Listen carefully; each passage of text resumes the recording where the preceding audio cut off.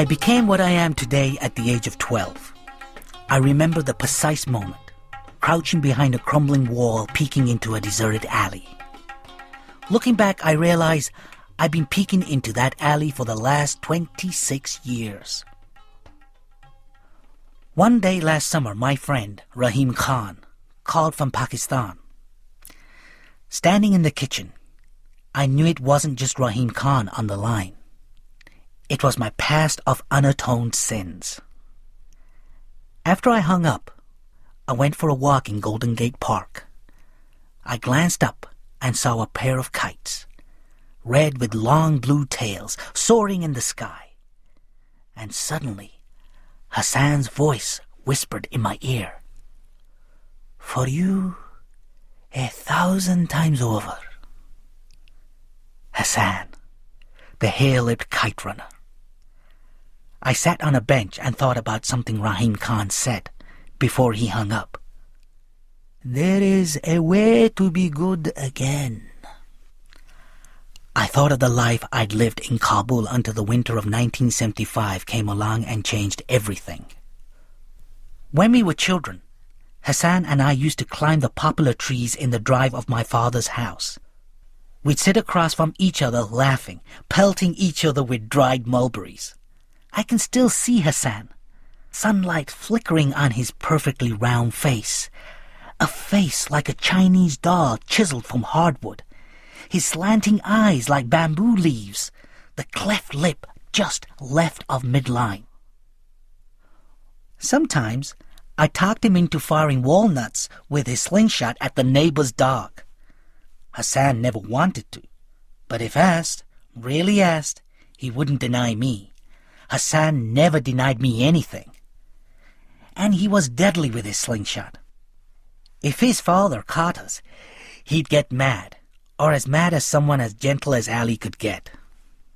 Hassan never told on me, never said that shooting the walnuts was my idea. The poplar trees lined the drive into my father's estate. Everyone agreed that Baba had built the most beautiful house in northern Kabul. Intricate mosaics covered the floor and gold-stitched tapestries lined the walls. Upstairs was Baba's study, where he and his friends reclined on black leather chairs after Ali had served dinner. Sometimes I'd ask if I could sit with them, but Baba would say, "This is grown-up time. Why don't you go and read one of those books of yours?" The living room downstairs had a cabinet full of pictures. An old grainy photo of my grandfather and King Nader Shah taken 2 years before his assassination. A picture of my parents' wedding night, and one of Baba and his business partner Rahim Khan. I'm the baby in Baba's arms, but it's Rahim Khan's little finger my hand is curled around. From the dining room, a large sliding glass door opened onto a semicircular terrace that overlooked the grounds. Baba and Ali had planted a vegetable garden along the eastern wall, tomatoes, mint, peppers, and a row of corn that never really took. At the southern end of the garden was a modest little mud hut where Hassan lived with his father. Hassan was born in the winter of 1964, just a year after my mother died giving birth to me. In the 18 years I lived in that house, I stepped into Hassan and Ali's quarters only a handful of times. When we were done playing for the day, I went to Baba's mansion, Hassan to the mud shack where he'd been born. While my mother died during childbirth, Hassan's ran off with a troupe of traveling dancers. I'm told no one was really surprised. People had raised their eyebrows when Ali married a beautiful woman 19 years younger than him. Polio had left Ali with a twisted leg. In the neighborhood, the older kids chased him and called him names like Babalu or Bogeyman. They shouted, "Hey, Babalu! You flat-nosed Hazara!" They called him flat-nosed because of his mongoloid features. School textbooks barely mention the Hazaras, but I found a chapter on their history in one of my mother's old books. I read that my people, the Pashtuns, had driven them from their lands, burned their homes and sold their women, The book said part of the reason was that the Pashtuns were Sunni Muslims while Hazaras were Shia. The book told me a lot of things my teachers hadn't mentioned. Ali never retaliated against his tormentors. He was immune. He'd found his joy in his smiling son. After Hassan's mother left, Baba hired the same wet nurse who'd fed me. Hassan and I fed from the same breast, took our first steps on the same lawn, and under the same roof, we spoke our first words. Mine was Baba. His was Amir. My name. Looking back, I think the foundation for what happened was already laid in those first words. Law has it, my father once wrestled a black bear in Balochistan with his bare hands. If the story had been about anyone else, it would have been dismissed as laugh, the Afghan tendency to exaggerate. But my father was a towering man with a thick beard and a wayward crop of curly brown hair. When I was 5, he decided to build an orphanage. Rahim Khan told me Baba drew the blueprints himself and personally funded the entire project. On the day the orphanage was opened, I was so proud he was my father. When people had told Baba that running a business wasn't in his blood, he proved them all wrong by becoming one of the richest merchants in Kabul. With me as the glaring exception, my father molded the world to his liking. I always felt that Baba hated me a little. And why not? I killed his beloved wife, hadn't I? The least I could have done was to have the decency to turn out a little more like him. But I hadn't. Not at all. One night, passing Baba's study, I overheard him talking to Rahim Khan. He's always buried in those books, or shuffling around the house like he's lost in some dream. And? Came Rahim Khan's voice. I wasn't like that. Rahim Khan laughed. Children aren't coloring books. You don't get to fill them in with your favorite colors. It has nothing to do with that. Then what? Sometimes I look out of this window, and I see him playing on the street. I see how the other boys push him around, and he never fights back. He just drops his head. So he's not violent, Rahim Khan said. It's more than that. There is something missing in that boy. Yes, a mean streak. Self-defense has nothing to do with meanness. You know what happened when the other boys tease him? Hassan steps in and fends them off. And when they come home, I say to him, how did Hassan get that scrape on his face? And he says, he fell down. If I hadn't seen the doctor pull him out of my wife with my own eyes, I'd never believe he's my son. The next morning, while he was preparing my breakfast, Hassan asked me if something was wrong. I snapped at him to mind his own business. Rahim Khan had been wrong about the mean streak. The curious thing was, I never thought of Hassan and me as friends. Never mind that to me, the face of Afghanistan is that of a boy with a Chinese doll face perpetually lit by a hare-lipped smile. Because history isn't easy to overcome, neither is religion. In the end, I was a Pashtun, and he was a Hazara. I was Sunni, and he was Shia, and nothing was ever going to change that. During the school year, we had a daily routine.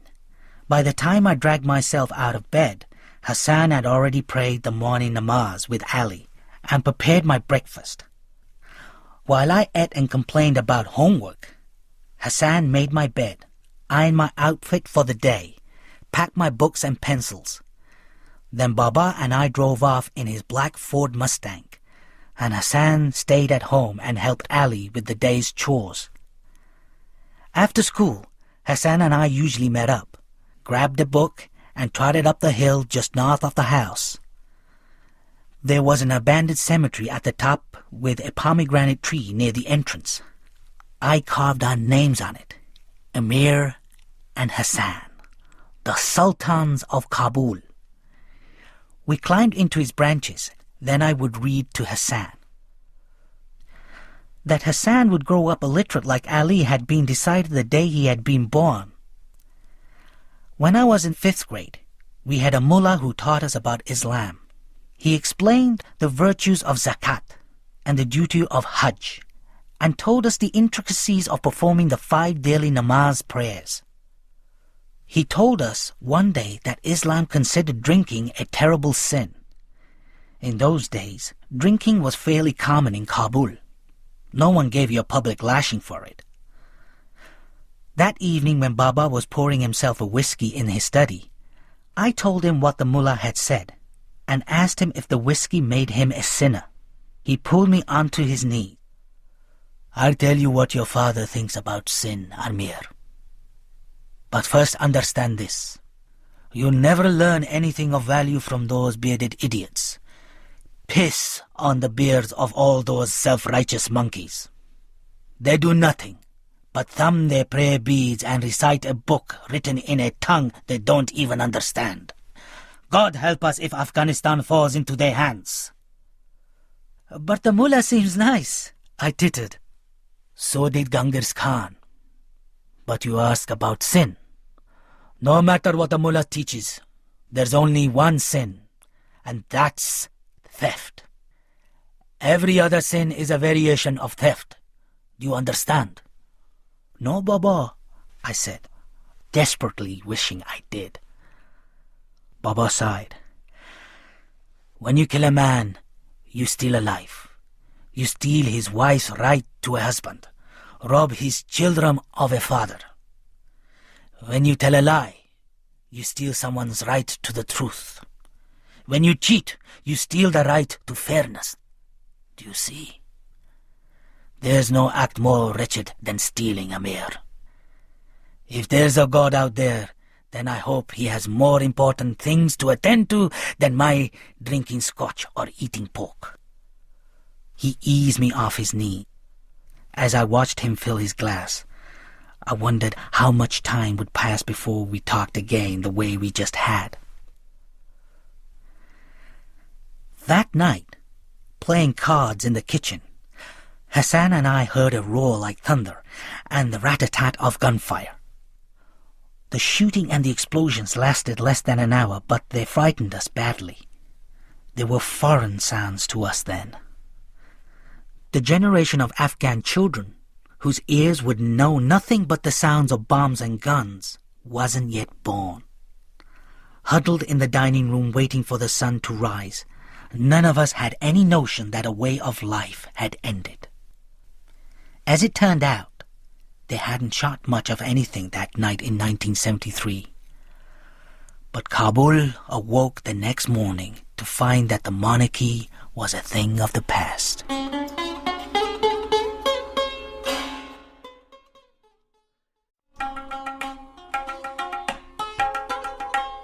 The morning after the coup, Hassan and I were on our way up our hill when a rock struck Hassan in the back.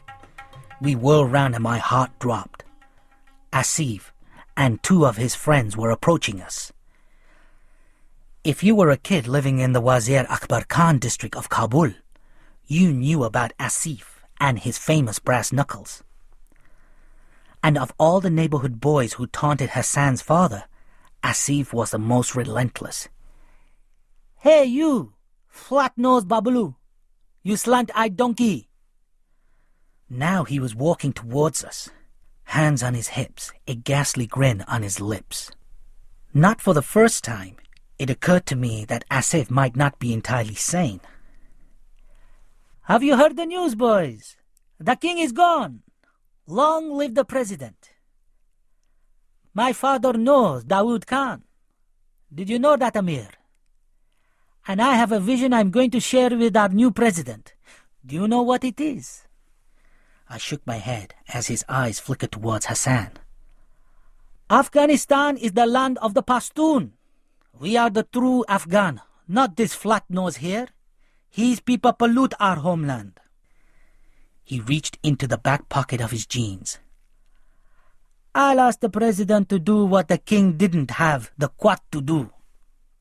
To rid Afghanistan of all the dirty Hazaras. I saw with a sinking heart what he had fished out of his pocket. The metal knuckle sparkled in the sun.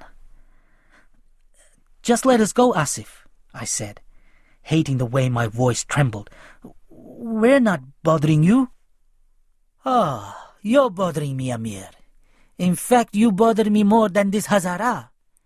If idiots like you and your father didn't take these people in, we'd be rid of them by now. You're a disgrace to Afghanistan. As I looked into Asif's crazy eyes, he raised his fist. Out of the corner of my eye, I saw a flurry of movement. Hassan bent down and stood up quickly. Asif's eyes widened with surprise. I turned to see Hassan pointing his slingshot directly at Asif's face.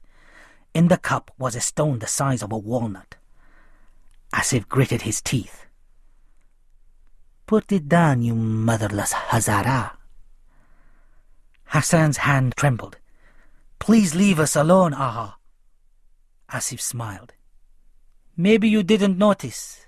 There are 3 of us, and 2 of you. Hassan shifted nervously. But I am the one holding the slingshot. If you make a move, they'll have to change your nickname from Asif the Air Eater to One-Eyed Asif. Asif searched Hassan's face intently. Whatever he found must have convinced him because he lowered his fist. You should know something about me, Hazara. I'm a very patient person. Someday I'll make you face me one-on-one. When he'd gone, I watched Hassan trying to tuck the slingshot in his waist. His mouth was curled into something that was supposed to be a reassuring smile. But it took his trembling hands 5 tries to tie the string of his trousers. Early the following winter, Hassan and I were playing in the yard when Ali called us in from the snow. It was Hassan's birthday. Baba never missed it. As we walked into his study, I looked for the gift-wrapped box, but there was just Baba and Ali and an Indian fellow who looked like a maths teacher. Baba smiled at Hassan. This is Dr. Kumar. He's a plastic surgeon from New Delhi.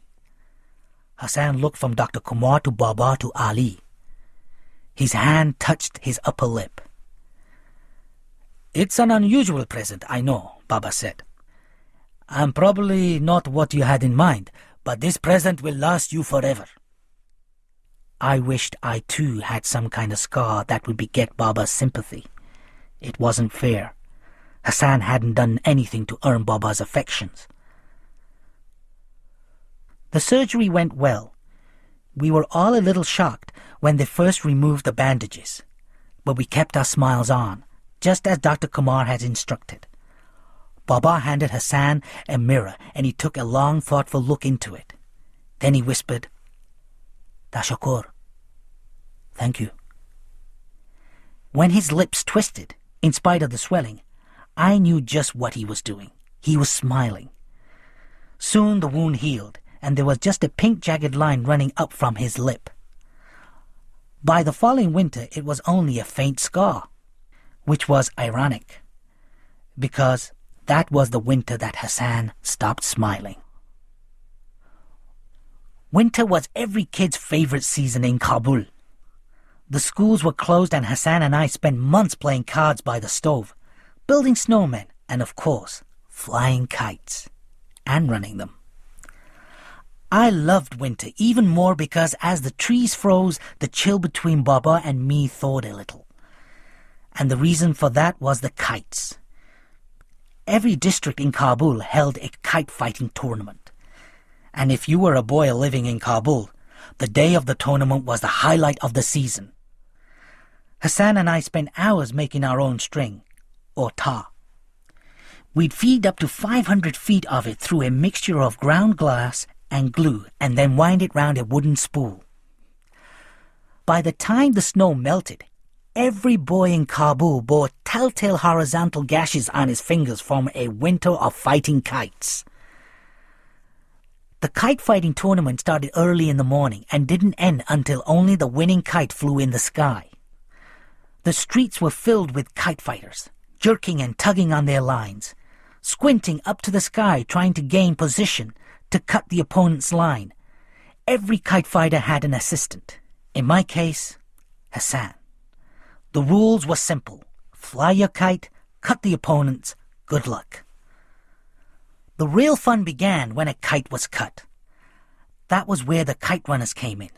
The kids who chased the wind-blown kite until it came spiraling down in a field or dropping on someone's rooftop. For the kite runners, the most coveted prize was the last remaining kite of a winter tournament. It was a trophy of honor, something to be displayed on a mantelpiece for guests to admire. Over the years, I'd seen a lot of guys run kites, but Hassan was by far the greatest.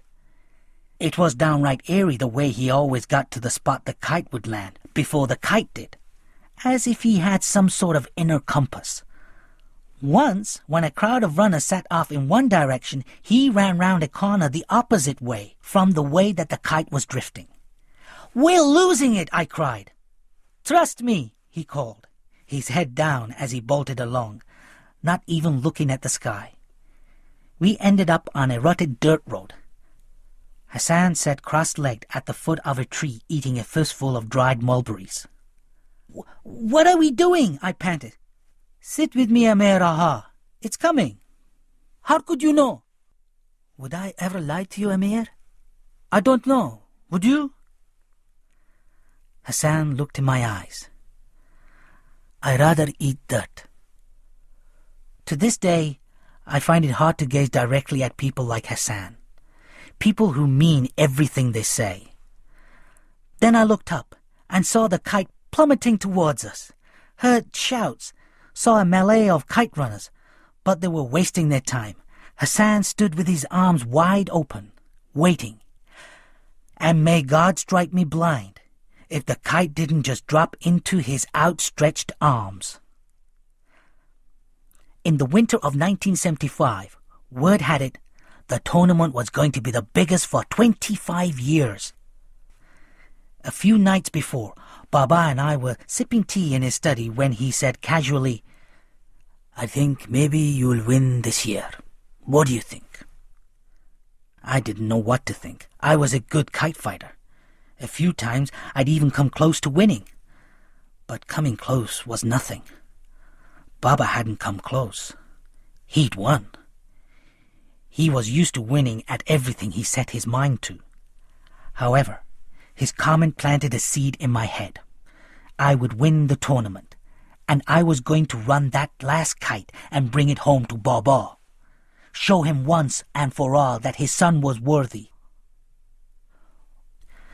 The morning of the competition, the streets glistened with fresh snow and the sky was a blameless blue. When Hassan and I stepped through the wrought iron gates, I turned to our rooftop and saw Baba and Rahim Khan sitting on a bench sipping tea. Suddenly, I wanted to go home. Why was I putting myself through this? "I'm not sure I want to fly a kite today." Hassan looked at me. "But it is a beautiful day." He licked his finger, held it to test the wind and smiled. "Let's fly." He lifted our kite and ran. The spool rolled in my hands. Hassan stopped about 50 feet away and held the kite high over his head. I jerked the string twice, our sign, and Hassan tossed the kite. Within a minute, it was rocketing to the sky. At least 24 kites were already swooping like paper sharks roaming for prey. Within an hour, the number doubled. Soon the cutting started, and the first of the defeated kites whirled out of control. They fell from the sky like shooting stars, with brilliant rippling tails. I kept stealing glances at Baba on the roof. They were coming down all over the place now, and I was still flying. A red kite was closing in on me. I tangled with it, and triumphed when he became impatient and tried to cut me from below. Within another hour, the number of surviving kites dwindled to 12. My legs ached, my neck was stiff, but with each defeated kite, hope grew in my heart. but my eyes kept returning to a blue kite that had been wreaking havoc. "How many he cut?" I asked Hassan. "I count 11. I didn't dare look at the roof. I had to concentrate. The tension was as taut as the glass string. People were stomping their feet, calling, "Cut him! Cut him!" All I heard was the blood thudding in my head. All I saw was the blue kite, and suddenly I knew I was going to win. A gust of wind lifted my kite, and I took advantage, looped my kite on top of the blue one, and held position. The blue kite tried to maneuver out of trouble, but I didn't let go. "You're almost there," Hassan panted. Then the moment came. I closed my eyes and loosened my grip on the string. It sliced my finger as the wind dragged, and then I didn't need to hear the crowd roar to know. Hassan was screaming, and his arms were wrapped around my neck. "Bravo! Bravo!" I opened my eyes, saw the blue kite spinning wildly. Hassan looked up at me, and we smiled at each other. Then I was screaming, and everything was alive and good. I threw my free arm around Hassan, and we hopped up and down, both of us laughing, both of us weeping. "You won, Amira! We won!" was all I could say. I saw Baba on our roof pumping both of his fists. And that, right there, was the single greatest moment of my 12 years of life. Seeing Baba proud of me at last. But then he was motioning with his hands. Hassan looked at me. "We celebrate later. Right now, I'm going to run that blue kite for you." He had already reached the street corner when he stopped and turned, cupping his hands round his mouth. "For you, 1,000 times over!"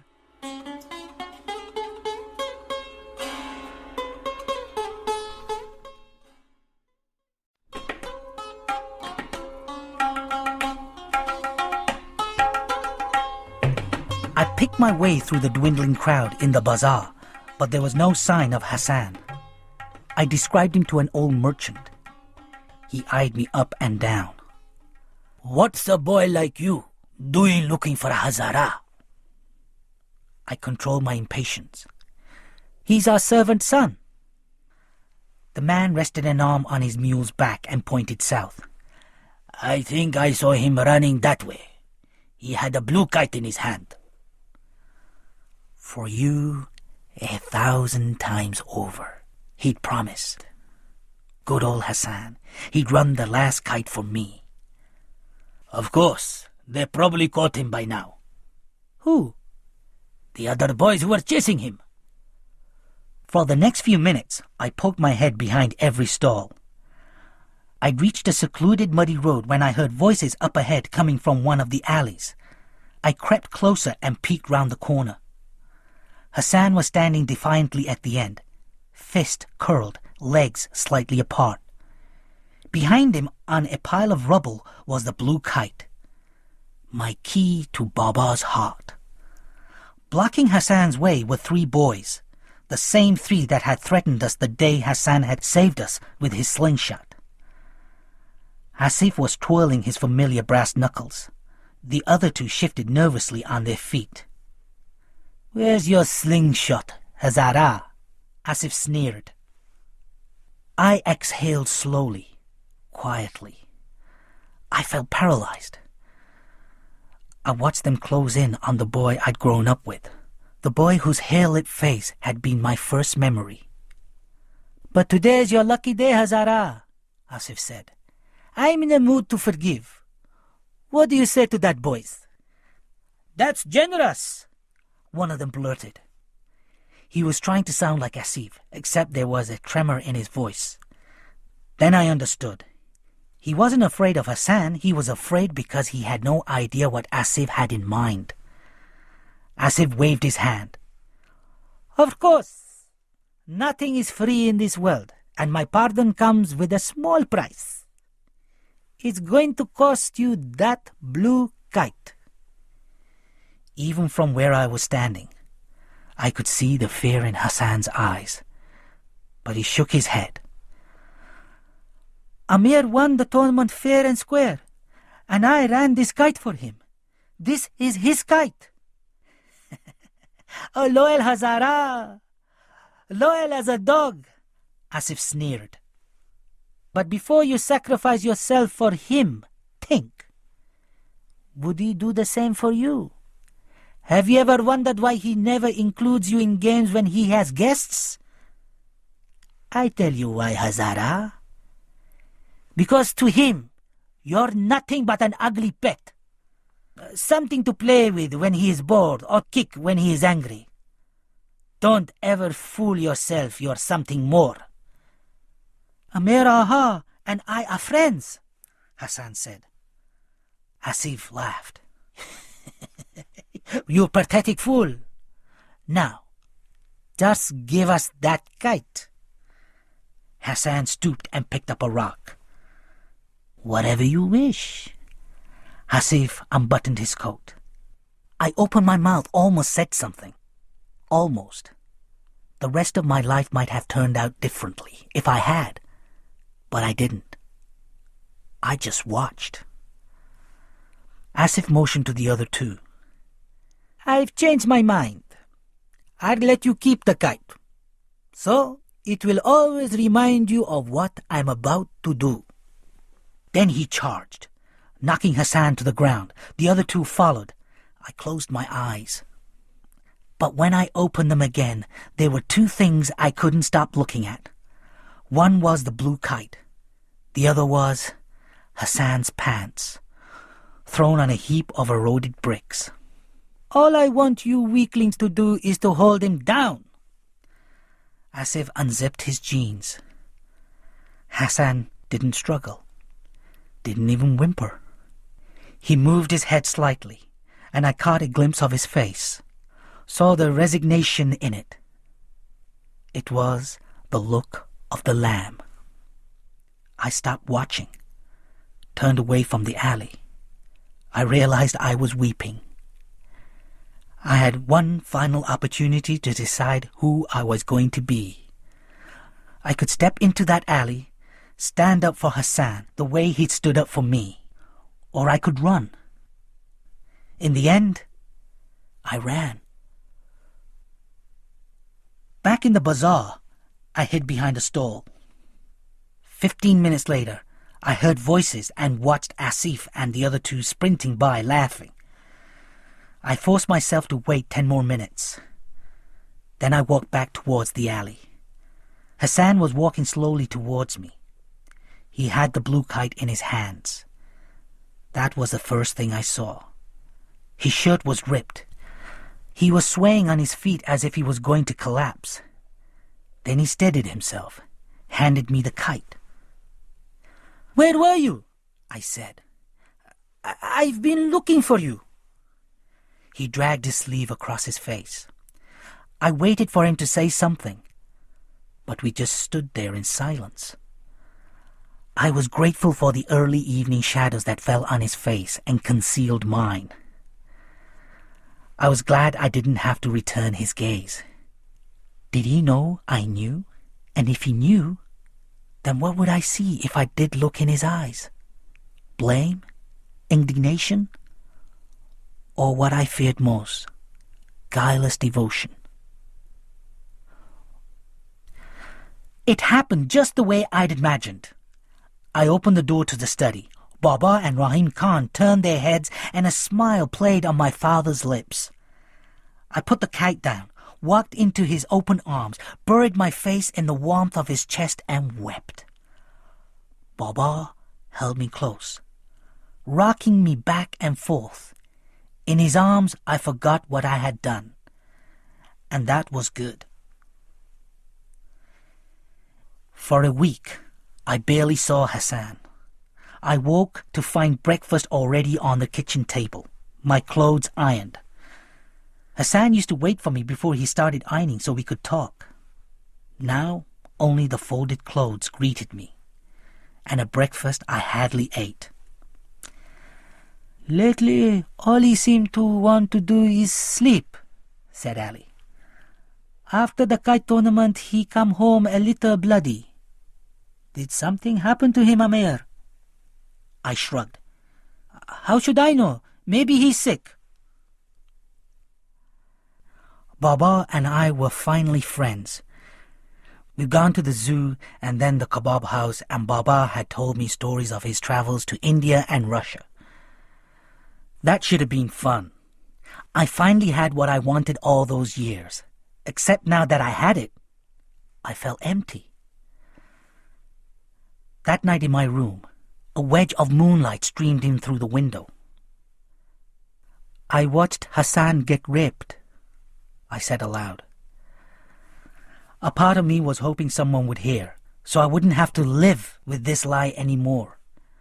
But in the silence that followed, I understood the nature of my new curse. I was going to get away with it. My memory of the rest of the winter is pretty hazy. I was fairly happy when Baba was home. But when he was out, I closed myself in my room and I read. To my dismay, Hassan kept trying to rekindle things between us. One day he knocked on my door. "What is it?" "I'm going to the baker," he said from the other side. "I wondered if you want to come along." I think I'll just read," I said, rubbing my temples. Lately, every time Hassan was around, I was getting a headache. "It's a sunny day." "I can see that."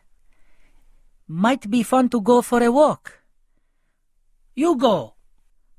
Something thumped against the door, maybe his forehead. "I don't know what I have done, Amir Haha. I wish you'd tell me." "You haven't done anything, Hassan. Just go." "You can tell me. I stopped doing it." I snapped. "I want you to stop harassing me. I want you to go away." I wished he'd break the door open and tell me off.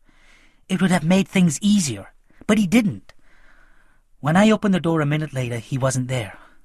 I fell on my bed, buried my head under the pillow, and cried. Hassan milled about the periphery of my life after that. But even when he wasn't around, he was. He was there in the warm slippers left outside my door, in the wood already burning in the stove when I came down for breakfast. Everywhere I turned, I saw signs of his loyalty, his goddamn unwavering loyalty. Early in the spring, a few days before the new school year started, Baba and I were planting tulips in the garden when I came right out and said it. "Baba, have you ever thought about getting new servants?" He buried his trowel in the dirt. "What did you say?" I was just wondering, that's all." "Why would I ever want to do that?" "It was just a question." I was already sorry I'd spoken. "Is this about you and Hassan? I know there is something going on between you, but whatever it is, you have to deal with it." He picked up his trowel. "I grew up with Ali. My father took him in. He loved Ali like his own son.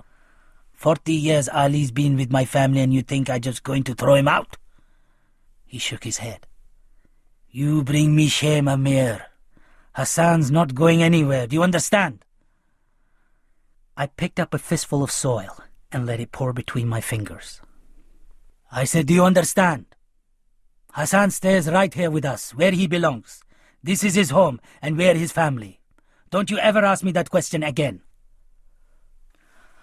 One sluggish, hazy afternoon early that summer, I asked Hassan to go up the hill with me. Told him I wanted to read him a new story I'd written. He was hanging clothes to dry, and I saw his eagerness in the hurried way he finished the job. We climbed the hill, making small talk, and at the top we sat under the shade of our pomegranate tree. I put the story on the ground, then picked up an overripe pomegranate and stood up. "What would you do if I hit you with this?" Hassan's smile wilted. Next to him, the pages of the story I'd promised to read fluttered in the breeze. I hurled a pomegranate at him. It struck him in the chest, exploding in a spray of red pulp. Hassan's cry was pregnant with surprise and pain. "Hit me back!" I snapped. Hassan looked from the stain on his chest to me. "Get up! Hit me!" Hassan did get up, but he just stood there, looking dazed. I hit him with another pomegranate, on the shoulder this time. "Hit me back!" I wanted him to give me the punishment I craved, so maybe I'd finally sleep at night. Maybe then things could return to how they used to be between us. But Hassan did nothing as I pelted him again and again. I don't know how many times I hit him. All I know is that when I finally stopped, exhausted and panting, Hassan did pick up a pomegranate.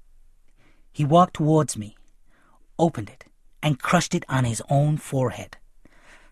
"There," he croaked. "Are you satisfied?" Then he turned and started down the hill.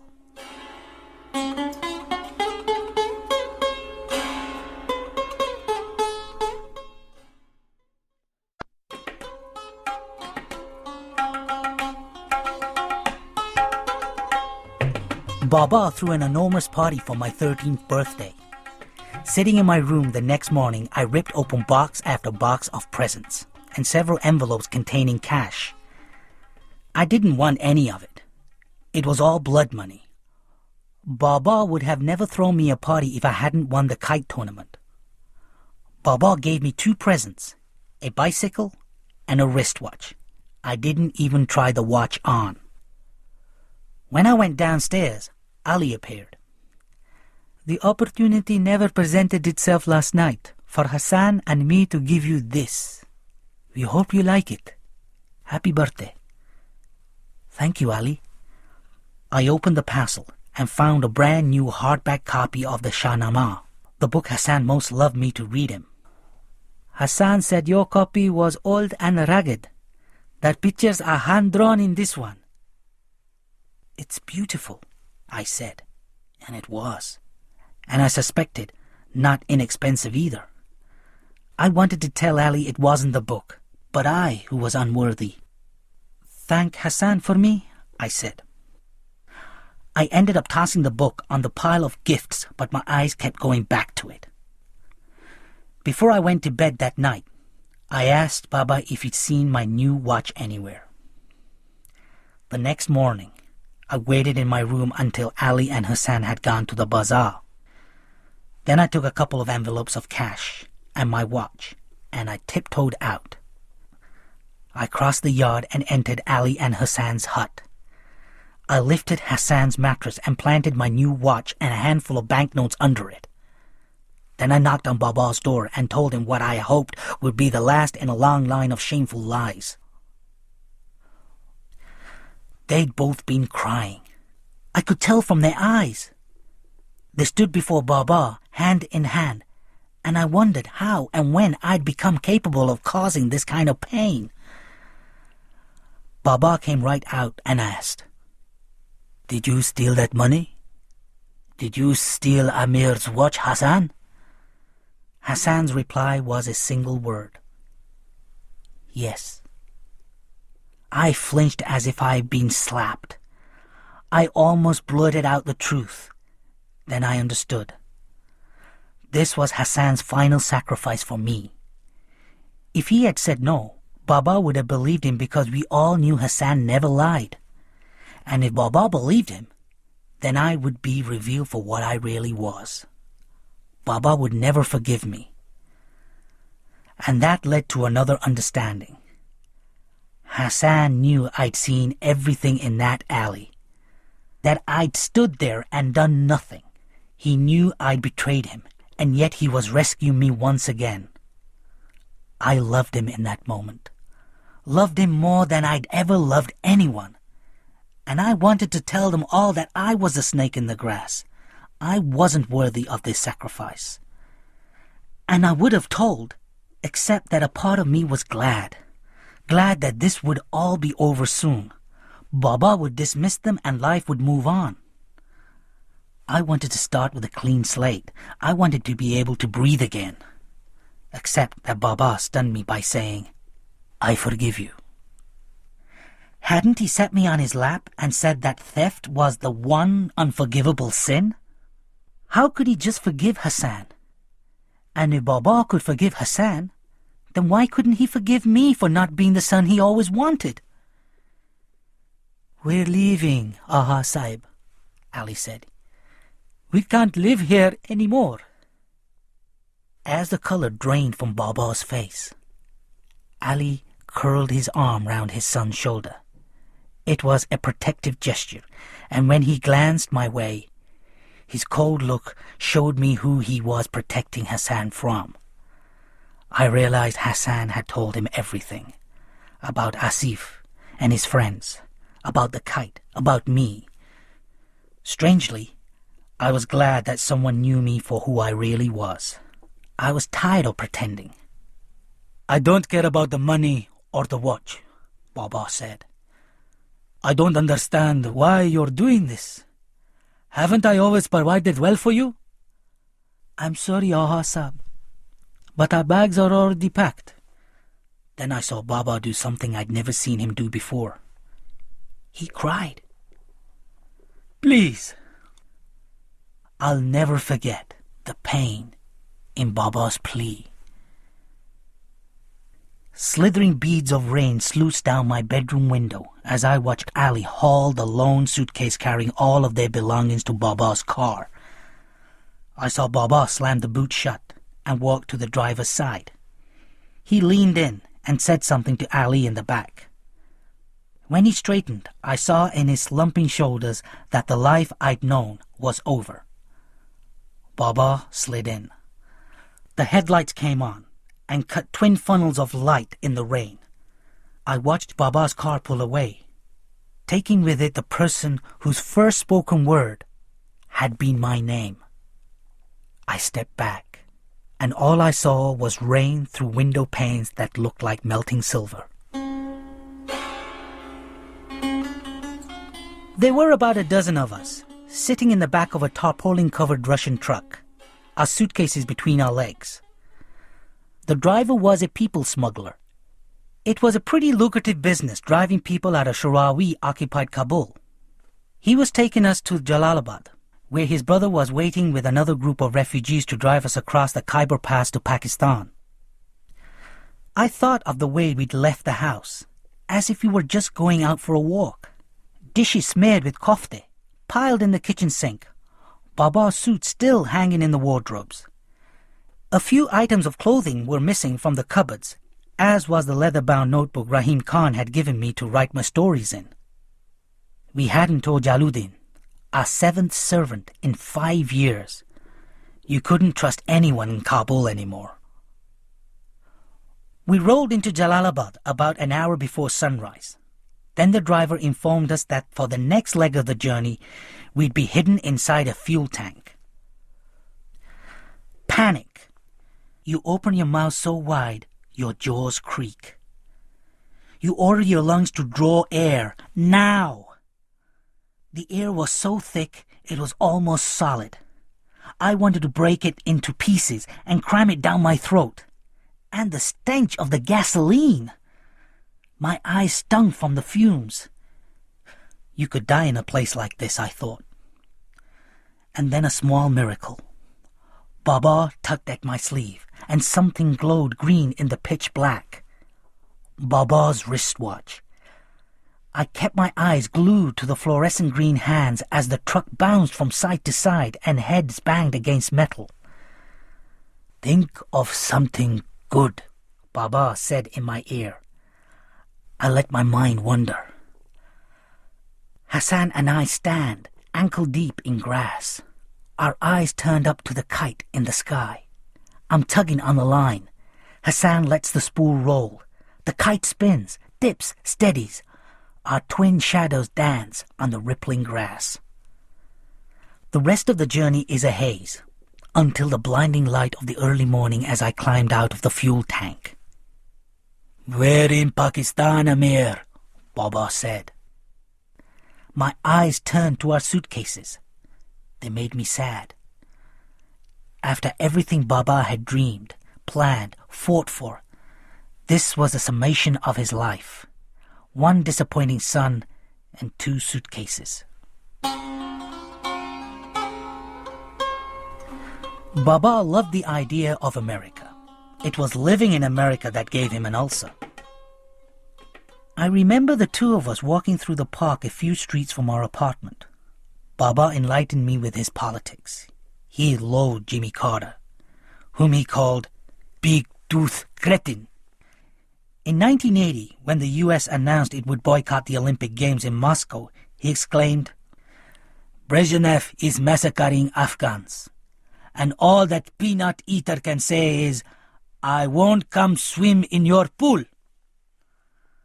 What America needed, he said, was a man to be reckoned with.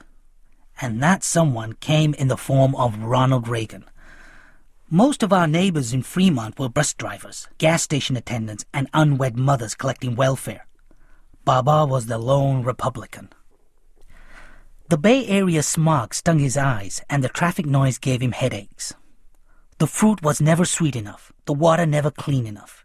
He missed the sugarcane fields, missed people milling in and out of his house, missed walking down the bustling aisles of the bazaar and greeting people who knew him and his father, knew his grandfather. For me, America was a place to bury my memories. For Baba, a place to mourn his. "Maybe we should go back to Peshawar," I said. We'd spent 6 months there waiting for our visas. "You were happier there, Baba." "Peshawar was good for me, not good for you." I reached across the table and put my hand on his. My student hand, clean and soft, on his laborer's hand, grubby and calloused. I thought of the train sets and bikes he'd bought me in Kabul. Now America. One last gift for Amir. Just 1 month after we arrived, Baba found a job as an assistant at a gas station. He was determined not to live on welfare. 6 days a week he pulled 12-hour shifts pumping gas, changing oil, and washing windshields. In the summer of 1983, I graduated from high school. At 20, I was by far the oldest senior tossing his motorboard on the football field. I remember losing Baba in the crowd. He was wearing his only suit, the same brown suit he wore to Afghan weddings and funerals, and the red tie I'd bought for his 50th birthday that year. When I found him, he motioned for me to wear my motorboard and took a picture. I smiled for him. In a way, this was his day, more than mine. He curled his arm round my neck and gave my forehead a single kiss. "I am Muftakir, Amir," he said. Proud. I liked being on the receiving end of that look. We went to a kabob house and then a bar across the street. He treated everyone to drinks. Baba always knew how to start a party. When we left, everyone was sad to see him go. Kabul, Peshawar, California, same old Baba, I thought, smiling. I drove home in his old Buick. "Keep driving to the end of the block," he commanded. He had me park at the south end of the street and handed me a set of keys. "There." He pointed to the car in front of us. "It needs painting, and I'll have one of those guys at the garage put in new shocks. But it runs." I took the keys, stunned. "You'll need it to go to college," he said. My eyes filled with tears. "Thank you, Baba." He smiled and leaned back against the headrest. "I wish Hassan had been with us today." A pair of steel hands closed around my windpipe. I rolled down the window, waited for the steel hands to loosen their grip.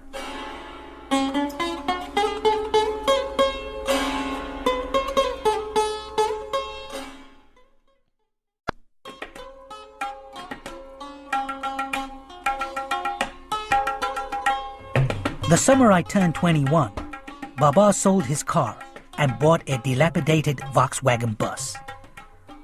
On Saturday, he'd wake me at dawn. We'd scan the classifieds in the local paper and circle the garage sales. We bought knickknacks that people no longer wanted. Then early Sunday morning, we drove to San Jose flea market and sold the junk for a small profit. By that summer, Afghan families were working an entire section of the market. There was an unspoken code of behavior. You greeted the guy across the aisle. You invited him for a bite of potato bologna and you chatted. Tea, politics, and scandal, the ingredients of an Afghan Sunday at the flea market. Baba sauntered down the aisle greeting people he knew from Kabul. One Sunday morning, he came back to our store with a distinguished-looking man he introduced as General Tahiri.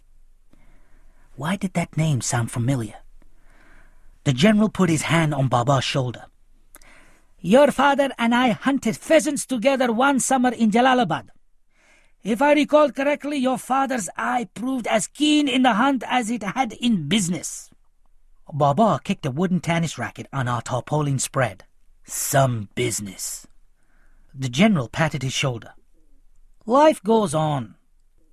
"Badarjan, you forgot your tea." A young woman's voice. She was standing behind us.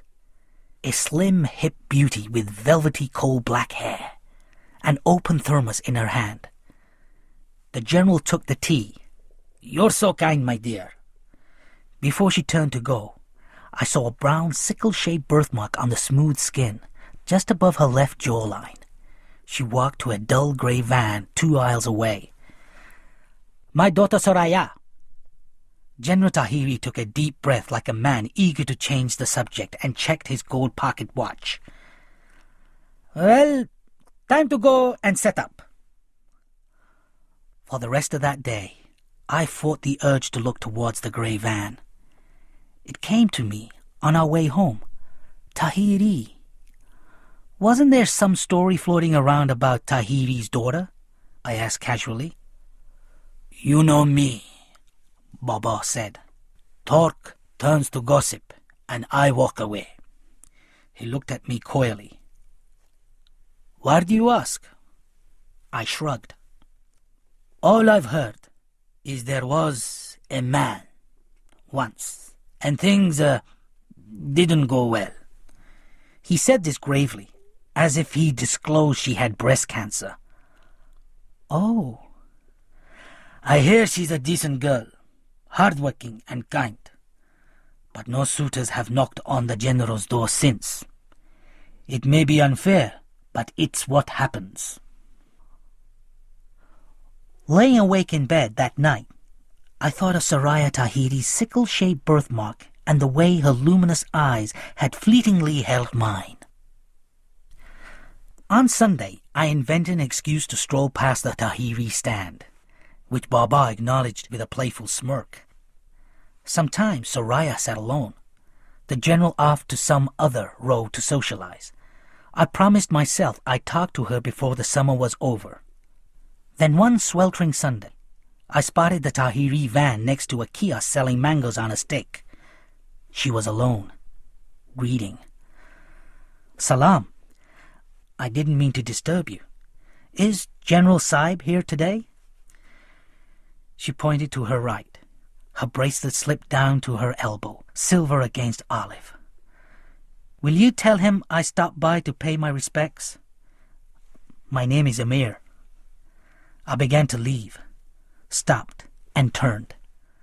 I said it before I had a chance to lose my nerve. "Can I ask you what you're reading?" I felt the collective eyes of the flea market shift to us. This was teetering dangerously on the verge of gossip material. By Afghan standards, my question had been bold. Would she take my dare? She turned the book so the cover faced me. "Wuthering Heights. Have you read it?" I nodded. "Sad stories make good books," she said. As we started chatting, her eyes flicked from side to side, checking for the general, I suppose. I was about to take my leave when her mother came up the aisle with a bag of fruit. When she saw us, her eyes bounced from Soraya to me and back. She smiled. "Amirjan, my husband has told me all about you. It's good to see you. How is your father?" "He's well, thank you." You know your grandfather, the judge? Now his uncle and my grandfather were cousins. So you see we're related. She smiled again. If I was going to have an adversary, it wouldn't be her. For a few weeks after that, I'd wait until the general went for a stroll, then walked past the Tahiri stand. If Soraya's mother was there, she'd offer me tea. I liked it when she was there. Soraya was more relaxed, more talkative, as if her mother's presence legitimized whatever was happening between us. That summer, Baba caught a cold. It started with a hacking cough and sniffles. He got over the sniffles, but the cough persisted. 2 weeks later, I caught him coughing blood-stained phlegm into the toilet. I took him to the doctor, who referred him to the pulmonary clinic. He's got a spot on his lung, the young doctor said. Cancer? Baba asked casually. Possible. It's suspicious, anyway. The specialist was a softly spoken Iranian. He told us he'd have to perform a bronchoscopy to get a piece of the lung mass for pathology. As I helped Baba out of the office, I turned over the new word in my mind. Mass seemed even more ominous than suspicious. It turned out that, like Satan, cancer had many names. Baba's was called oat cell carcinoma. Inoperable. He refused any palliative treatment. When we got home, I said, I wish you'd give the chemotherapy a chance. I've made my decision, he growled. And one more thing. No one finds out about this. You hear me? I don't want anybody's sympathy. For a while, even cancer couldn't keep Baba from the flea market. Then one cool Sunday, he was selling a lampshade, whilst I was rummaging in the van for a blanket to cover his legs, when his customer yelled, Hey man, this guy needs help. I turned round, and I found Baba on the ground, his arms and legs jerking. A crowd gathered. I heard the word seizure, a voice calling 911. At the hospital, the doctor took me out of the room. The cancer's metastasized. He'll have to take steroids to reduce the swelling in his brain. And I'd recommend palliative radiation. Do you know what that means? I did. I'd become conversant in cancer talk. I spent the night sitting on a chair next to Baba's bed. The next morning, the waiting room was jammed with Afghans. They filed in and paid Baba their respects in hushed tones. Mid-morning, General Tahiri and his wife came. Soraya followed. We glanced at each other, looked away at the same time. The general took Baba's hand. How are you, my friend? Baba motioned to the IV hanging from his arm, smiled thinly. The general smiled back. Do you need anything? Anything at all? Ask me, like you'd ask a brother.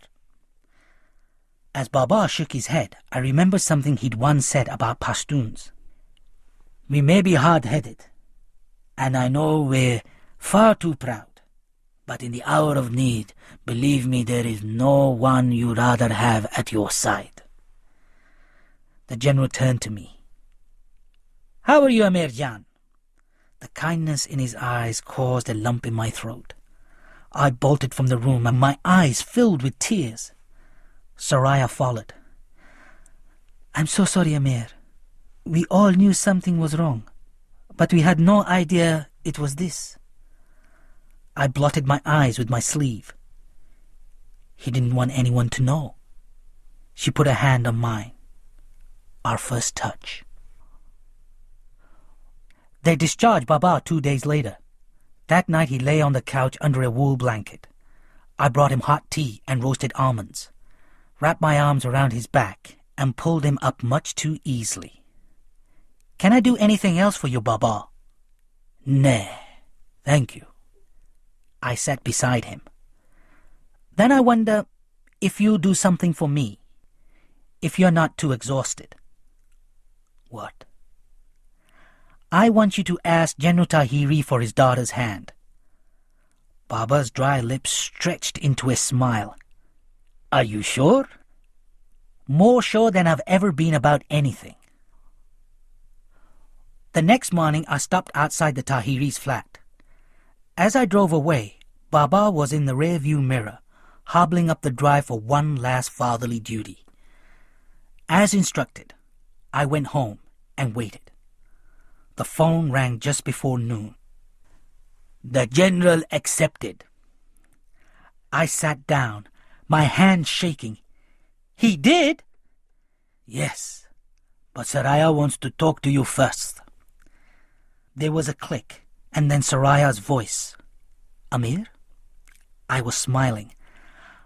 I'm so happy I don't know what to say. I'm happy too, but listen. There's something you need to know. I don't want us to start with secrets, and I'd rather you hear it from me. If it'll make you feel better, but it won't change anything. There was a pause at the other end. When we lived in Virginia, I ran away with an Afghan man. I was 18, rebellious, stupid, and he was into drugs. We lived together for almost a month. My father eventually found us and made me come home. I was hysterical. I said I hated him.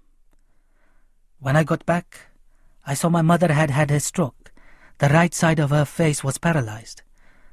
I felt so guilty. She didn't deserve that.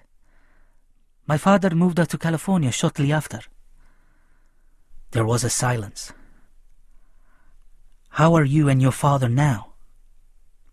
We've always had our differences, but I am grateful he came for me. I really believe he saved me. Does what I told you bother you?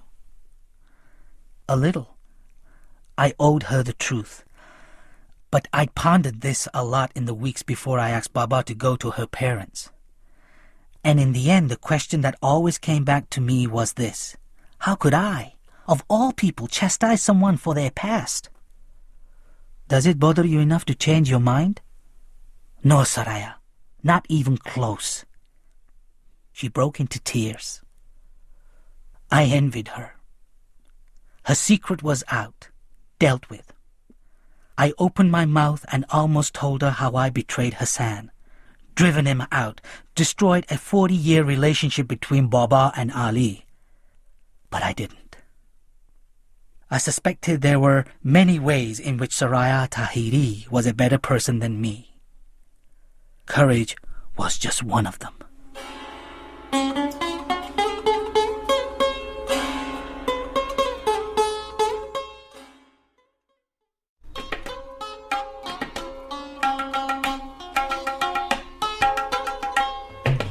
Saraya and I had been married for 15 years when the call came from Pakistan. Rahim Khan was ill. He wanted me to go and see him. I drove to Golden Gate Park where dozens of miniature boats sailed. I glanced up and saw a pair of kites floating high above the trees. I thought about the comment Rahim Khan had made before hanging up. Come, there is a way to be good again. My suspicions had been right all those years. He knew about Asif, the kite, the wristwatch. He'd always known. As the taxi passed Peshawar University, we entered an area the driver referred to as Afghan Town. I saw sweet shops, carpet sellers, and tiny restaurants with maps of Afghanistan painted on their windows, interlaced with backstreet aid agencies. I thought about the last time I saw Rahim Khan. He'd come to say goodbye the night Baba and I fled from Kabul. I remember them embracing, crying softly. When we arrived in America, they kept in touch by phone. The last time I'd spoken to Rahim Khan was shortly after Baba's death. The driver pulled up by a narrow building. I walked up to the second floor and down a dim hallway. A thing made of skin and bones pretending to be Rahim Khan opened the apartment door. We sat on a wispy mattress, and I poured tea from a small copper samovar. The conversation inevitably turned to the Taliban. Is it as bad as I hear? Worse. They don't let you be human. Rahim Khan had moved into Baba's house when we left.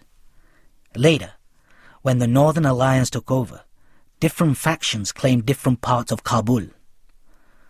You practically needed a visa to go from one neighborhood to the other, so we just stayed put. People prayed the next rocket wouldn't hit their house. When the Taliban rolled in and kicked the alliance out, I actually danced on the street. Hope's a strange thing. A violent coughing fit gripped Rahim Khan and rocked his gaunt body. How are you? I asked. Dying, actually. He blotted his brow from one wasted temple to the other. I knew he read the next question on my face. Not long. Let me take you home with me. I can find a good doctor. They're coming up with new treatments all the time. I was rambling and I knew it. But it was better than crying. Rahim Khan chuckled. I see America has infused you with the optimism that made her so great. Look, I'm being pragmatic. I've seen several good doctors, and they're all given the same answer. There is such a thing as God's will. There was another reason I asked you to come. You know all those years I lived in your father's house? I wasn't alone. Hassan lived there with me. Hassan, the thorny old barbs of guilt bore into me. I thought of writing and telling you, but I wasn't sure you wanted to know. Was I wrong? I don't know. I'm going to ask something of you, but before I do, I want to tell you about Hassan. I didn't want to let your father's house go to rot, Amir Jan. It had meant so much to him. So one day, I drove to the village where Ali and Hassan moved, after Ali dismissed himself from the house. I found Hassan living in the only house in the village that had a walled garden. I had to make him stop kissing my hands when he saw me. He had grown so tall, but other than that, he had those same green eyes, that scar on his lip, that smile. You would have recognized him, Amir. I'm sure of it. We went inside and met his wife, Farzana. Hassan told me that Ali and his cousin had been killed by a landmine 2 years before. A landmine. Is there a more Afghan way of dying? Farzana made us a meal, and I told Hassan about the house and how I couldn't care for it by myself anymore.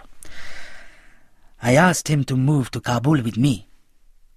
At first, he wanted to stay. He and Farzana had made a life for themselves in the village. He asked about you, and I told him you were in America. He wanted to know, had you married? Did you have children? Did you still fly kites? Were you happy? He learned to write, and he asked if he wrote you a letter, would I pass it on to you? He wept like a child when he heard about your father. He and Farzana insisted that I spend the night there. All night I could hear them whispering and Hassan sobbing. And in the morning he told me that he's decided to move to Kabul with me.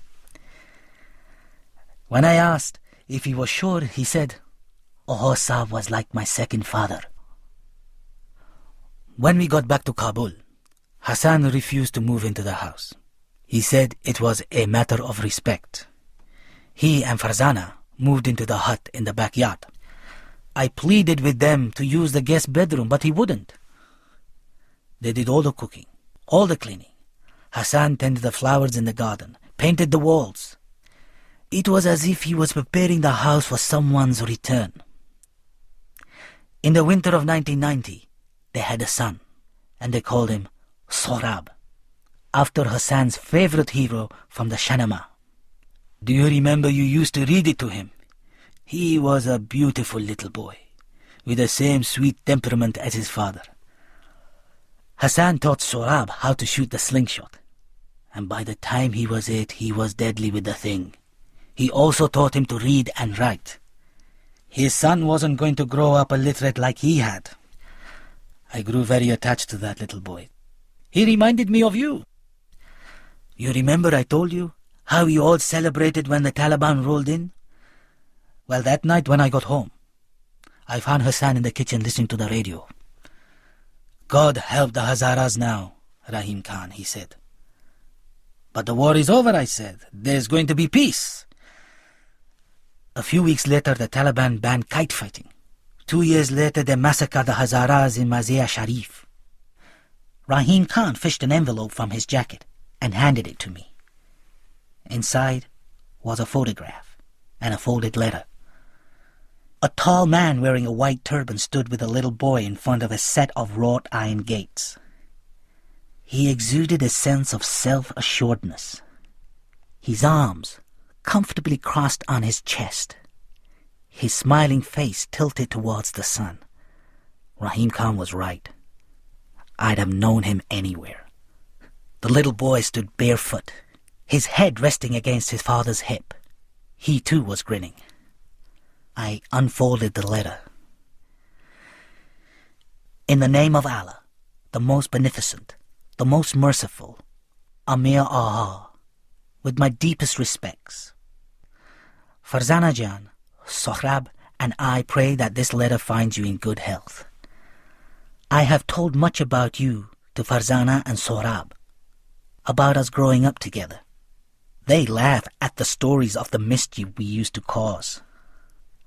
Alas, the Afghanistan of our youth is long dead. In Kabul, fear is everywhere, and you cannot escape the killing. I wish you could see Sohrab. He's a good boy. The two of us often walk up to the cemetery on the hill. We sit under the shade of our pomegranate tree, and I read him the Shahnameh. I have been dreaming a lot lately, Amir. I dream that my son will grow up to be a free person, and that flowers will bloom in the streets of Kabul again, and kites will fly in the sky. And I dream that someday you will return to the land of our childhood. If you do, you'll find a faithful friend waiting for you. May Allah be with you always. Hassan. Rahim Khan said, That letter was written 6 months ago, before I came to Peshawar. A month after I arrived, I got a call. Soon after I'd left Kabul, a rumor spread that a Hazara family was living alone in the big house. A pair of Talib officials came to investigate and interrogate Hassan. When he explained he was looking after the house for me, they accused him of lying and ordered him out. Hassan protested. So they took him out on the street. They made him kneel. They shot him in the back of the head. When Farzana screamed, they shot her too. What did they do with Sohrab? I asked. I heard he's in an orphanage. Rahim Khan paused. I already knew what he was going to say. I want you to bring Sohrab here. I know an American couple, Thomas and Betty Codwell. They run a small charity to help house and feed Afghan children who'd lost their parents. They're good people. They've already told me Sohrab would be welcome. Rahim Khan, I can't go to Kabul. It's too dangerous. I have a wife in America, a home. Sohrab is a gifted little boy. We can give him a new life here, new hope. Why me? I think we both know why it has to be you, don't we? I dropped my eyes. Rahim Khan leant back against the wall. There is something else you should know. Before Ali married Hassan's mother, he was married to a Hazara woman who left him childless after 3 years. Ali was sterile. He had Hassan. No, he didn't. Then who? I think you know who.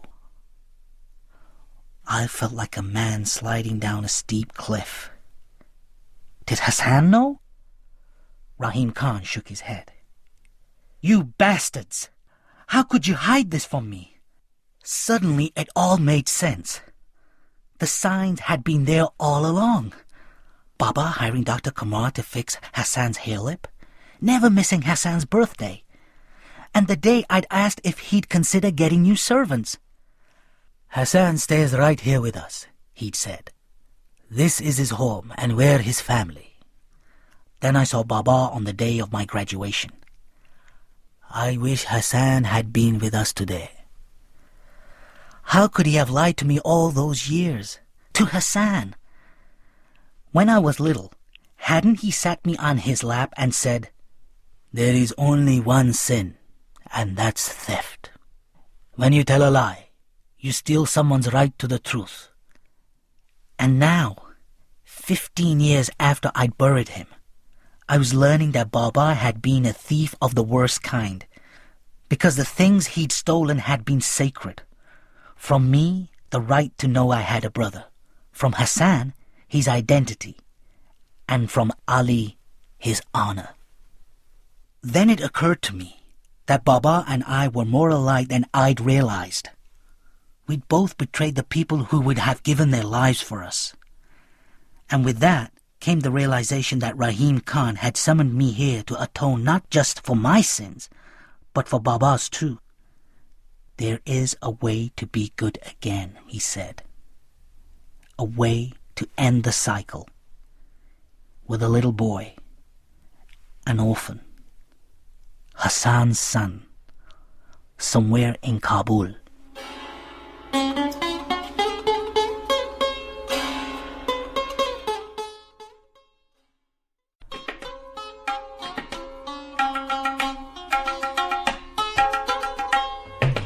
The drive through the tribal lands of the Khyber Pass was just as I remembered it when Baba and I had driven through back in 1974. The driver was a sullen man called Farid. Rahim Khan had warned me not to expect a warm welcome from those who stayed in Afghanistan and fought the wars. Farid was dressed much as I was, a rough woven woolen blanket wrapped over a grey Piran tumban. I was also wearing a false beard, provided by a man Rahim Khan knew who specialized in weaving them for journalists. Rahim Khan had wanted me to stay in Peshawar to plan more thoroughly, but I knew I had to leave as soon as possible. I was afraid the appeal of my life in America would draw me back, that I'd let it tempt me away from this one last chance of redemption.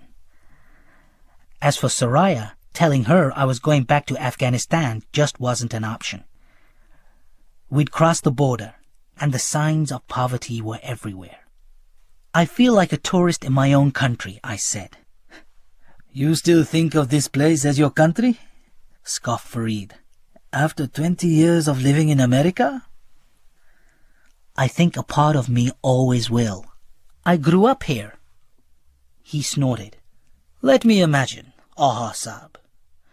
You probably live in a big 3-story house, with a nice backyard that your gardener filled with flowers and fruit trees. All gated, of course. You had servants, probably Hazaras, and I bet my first son's eyes this is the first time you worn a pakol." He pointed to an old man dressed in rags. "That's the real Afghanistan, Oha Saib. You've always been a tourist here. You just didn't know it. What brings you back to Afghanistan anyway? Selling land? Selling a house? Before you run back to America and spend the money on family vacation in Mexico?" "I'm going to Kabul to find a boy." I fished the photo of Sorab and Hassan out of my pocket. "What does this Hazara mean to you?" "His father meant a lot to me. He's dead now." Farid blinked. "He was a friend of yours?" My instinct was to say yes, but there'd been enough lies already. He was my half-brother, my illegitimate half-brother. I want to take his son back to Peshawar. There are people there who take care of him. Farid rested his hand on my shoulder. "You are an honorable man, Amir, a true Afghan." I cringed inside. As we neared the city, he said, "Kabul isn't the way you remember it." "So I hear." He gave me a look that said hearing isn't the same as seeing, and he was right. Because when Kabul finally did unroll before us, I was certain, absolutely certain, that he'd taken a wrong turning somewhere. Rubble and beggars, everywhere I looked. That was what I saw. I remember the beggars in the old days, but these were children, some no older than 5 or 6. As I looked at them in their mothers' laps, it slowly dawned on me that the wars had made fathers a rare commodity in Afghanistan. The buildings that hadn't been entirely obliterated to rubble barely stood. "Where are the trees?" I asked. "Snipers used to hide in them." A sadness came over me. Returning to Kabul was like running into an old, forgotten friend and seeing that life hadn't been good to him. "Can you pull over?" I asked. We walked down the street a while. "Remember what the street smelled like in the old days?" Farid smiled. "Lamb kebab. The only people who get to eat lamb now are the Taliban. Speaking of which, Bird Patrol." A truck was approaching us, and that was the first time I saw the Taliban. I'd seen them on TV, in newspapers. But here I was, less than 50 feet away from them, telling myself that the sudden taste in my mouth wasn't unadulterated naked fear. Here they came, in all their glory. The red pickup idled past us. A handful of stern-faced young men sat on their haunches in the cab, Kalashnikovs slung on their shoulders. They all wore beards and black turbans. One of them twirled a whip in his hand. His roaming eyes fell on me, held my gaze. I'd never felt so naked in my entire life. Then the Talib spat tobacco-stained spittle and looked away. I found I could breathe again. "What's the matter with you?" Farid hissed. "Don't ever stare at them. Do you understand me? Never!" We found the orphanage in the northern part of Khathaseth. A thin man with tiny eyes like black peas opened the door and glanced from me to Farid. "Salam alaikum." I showed him my photograph. "We're searching for this boy." "Sorry, I never seen him." "You barely looked at the picture, my friend," Farid said. The man studied the picture, handed it back. "Sorry. Now, if you'll permit me, I have work to do." He closed the door. I rapped with my knuckles. "Aha, please. We do not mean him any harm." "Please, go away," came the voice. Farid stepped up to the door. "Friend, we are not with the Taliban. The man who is with me wants to take this boy to a safe place." "I come from Peshawar," I said. "I knew Sohrab's father. His name was Hassan. The boy knows how to read and write, and he's good with a slingshot. There's hope for him, a way out. I'm his half-uncle." A moment passed. Then a key rattled in the lock. The man's narrow face reappeared in the crack. "You are wrong about one thing. He is great with a slingshot. Tucks it in the waist of his trouser everywhere he goes." He invited us into his orphanage. "There's very little shelter here. Almost no food, no clothes, no clean water. What I have in ample supply is children who've lost their childhood. But the tragedy is that these are the lucky ones. We are filled beyond capacity, and every day I turn away mothers who bring their children. You say there is hope for Sohrab. I pray you don't lie, but you may well be too late." "What do you mean?" I asked. "What I have to tell you is not pleasant, not to mention that it may be very dangerous. There is a Talib official. He visits every month or two He brings cash with him. The man's shifty eyes fell on me, rolled away. Usually he'll take a girl, but not always. And you allow this? Farid growled from behind me. What choice do I have? You're the director. There's nothing I can do to stop it. I haven't been paid in over 6 months. Everything I ever owned I sold to run this godforsaken place. You think I don't have family in Pakistan? I could have run like everyone else, but I didn't. I stayed for the sake of the children. If I deny him one, he takes 10. So I let him take one and leave the judging to Allah. I swallow my pride and take his filthy, dirty money. Then I go to the bazaar and buy food for the children. Farid dropped his eyes. How do we find him? I asked. Go to the Ghazi Stadium tomorrow. You see him at half-time. He'll be the one wearing sunglasses. A bustling crowd thronged the entrance tunnel of the stadium. We found a spot to sit just left of midfield. I remembered how green the playing field had been in the 70s, when Baba used to bring me to soccer games here. Now the pitch was a mess. There were craters everywhere, most notably a pair of deep holes in the ground behind the south end goalposts. And there was no grass. When the two teams finally took to the field, it was difficult to follow the ball for the cloud of dust. They brought them out shortly after the half-time whistle. A pair of dusty red pickup trucks rode into the stadium. The crowd rose to its feet. A woman in a green burqa sat in the cab of one truck, a blindfolded man in the other. Next to me, Farid mumbled a prayer under his breath. A third truck met them at the end of the field. It was loaded with something in the back. I suddenly understood the purpose of those two holes behind the goalposts. Do you want to stay? Farid asked. I'd never in my life wanted to be away from a place so badly. We have to stay. When they'd forced the couple into the chest-deep holes, a chubby white-bearded cleric recited a prayer from the Quran into a microphone. I remembered something Baba had said to me years earlier. Piss on the beards of all those self-righteous monkeys. They do nothing but thumb their rosaries and recite a book written in a tongue they do not even understand.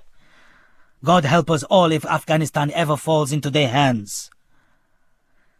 When the prayer was done, the cleric cleared his throat.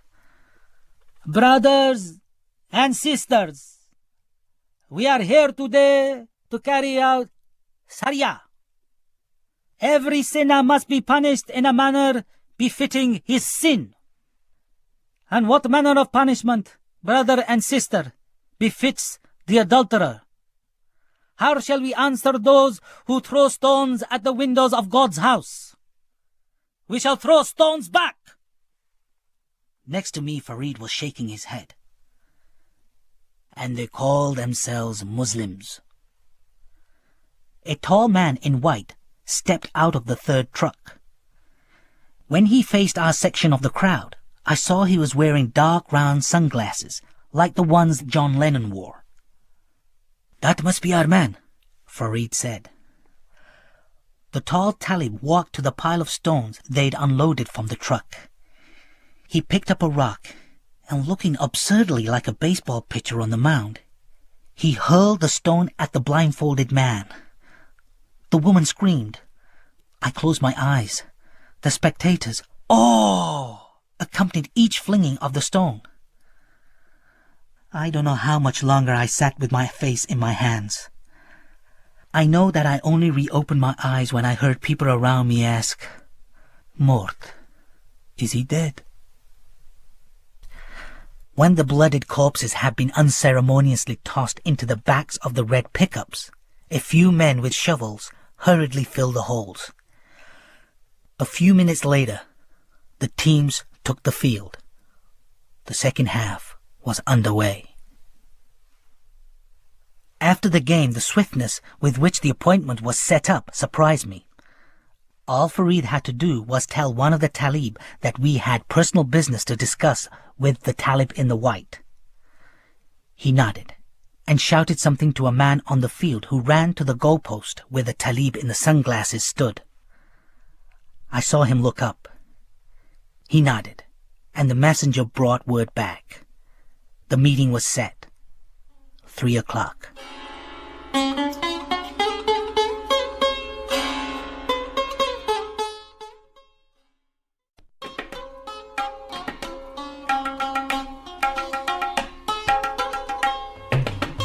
Farid parked the Land Cruiser in the driveway of a big house. "I guess I wait here for you." "Don't worry, I'll be back," I said, not at all sure that I would be. Armed men frisked me and then led me upstairs to a room with twin green sofas and a big screen TV. The older of the men motioned to the sofa with the barrel of his weapon. Then they left.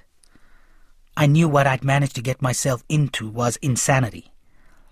I was in a holding cell waiting for a man I'd already seen murder 2 people that day. The door opened, and the armed man returned with a tall Talib in white, still wearing his dark John Lennon glasses.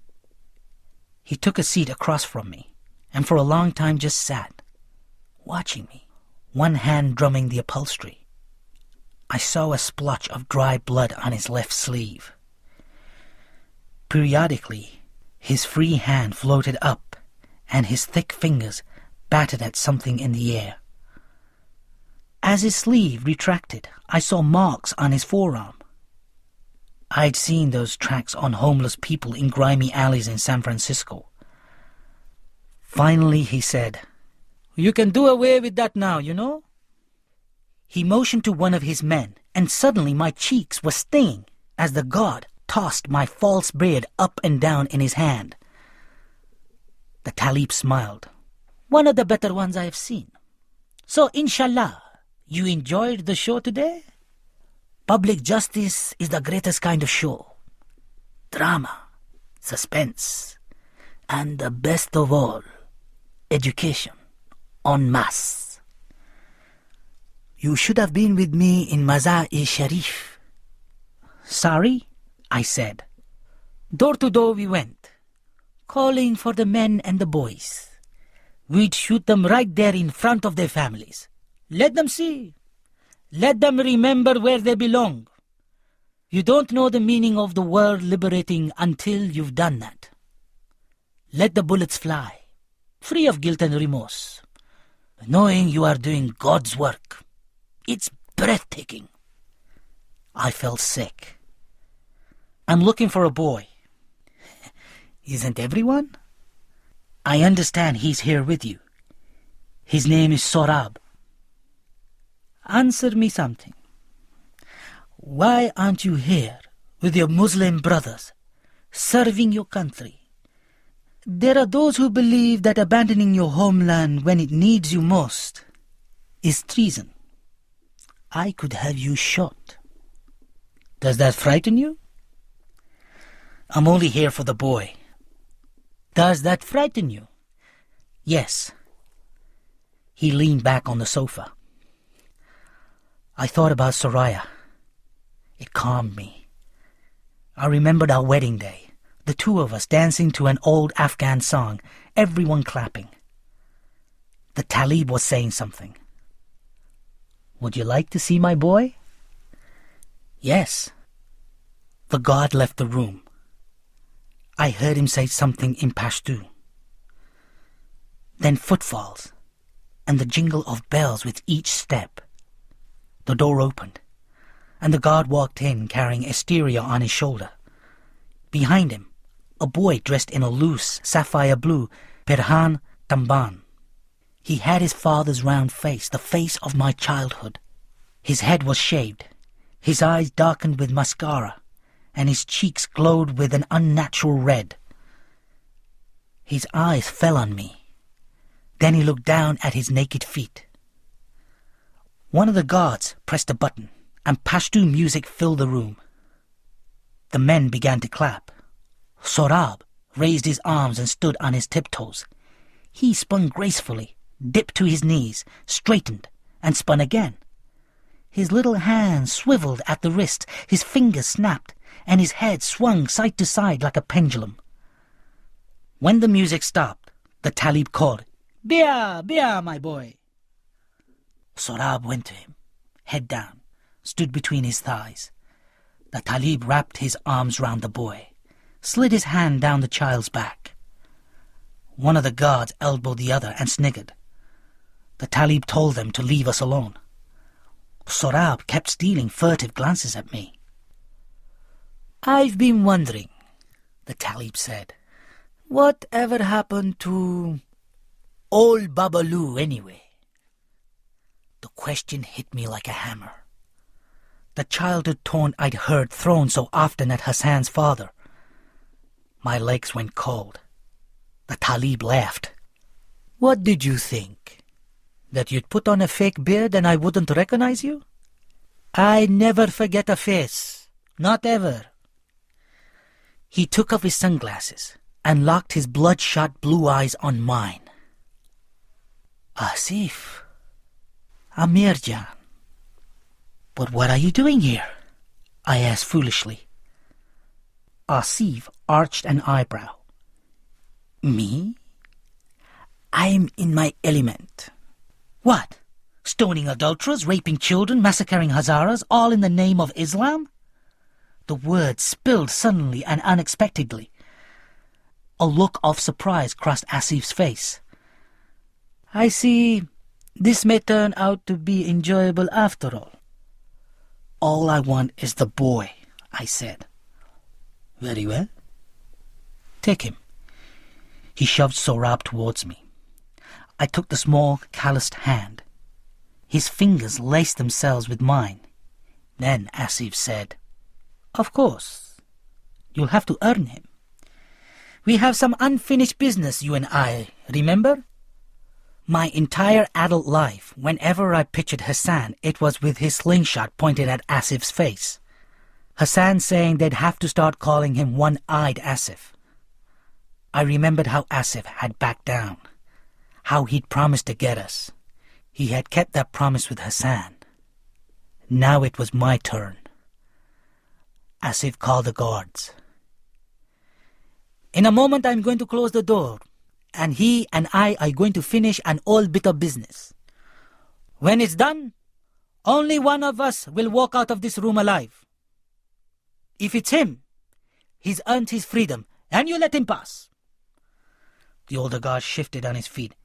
"If it's him, you let him pass," screamed Asif. The men nodded. One reached out for Sohrab. "Leave him. Let him watch." Asif grinned. "Lessons are good for boys." As the guards left, Asif reached into the pocket of his jacket.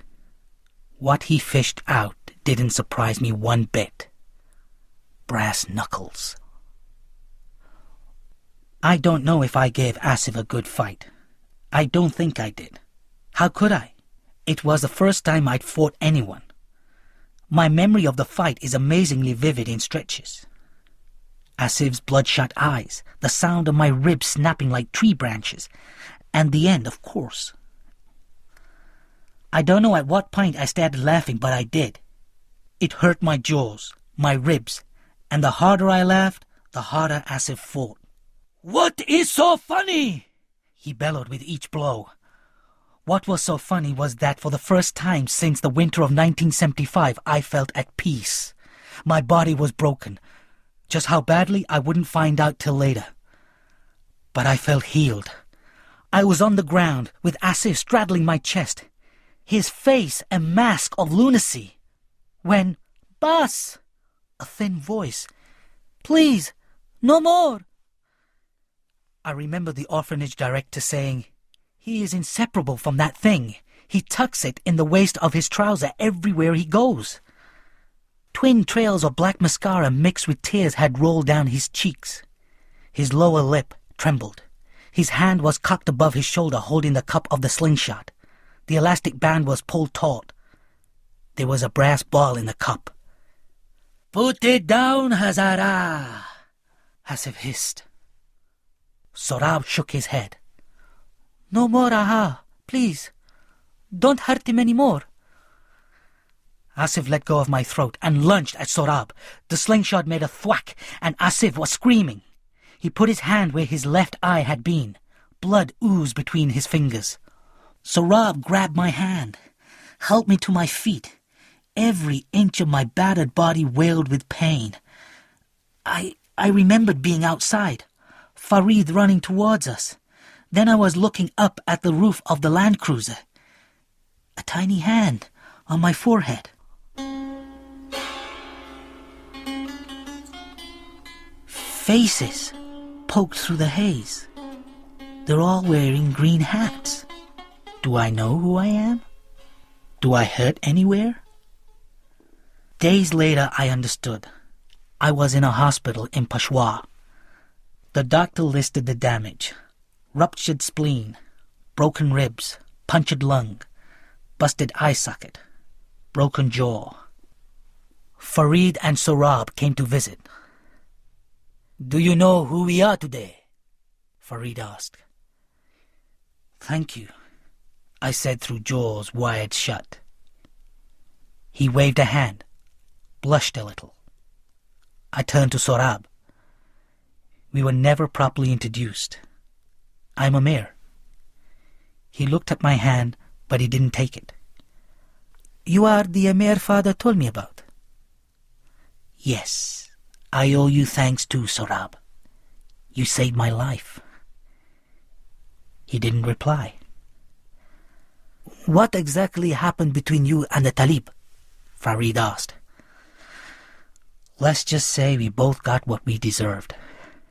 He nodded, didn't push it. It occurred to me that somewhere along the way we'd become friends.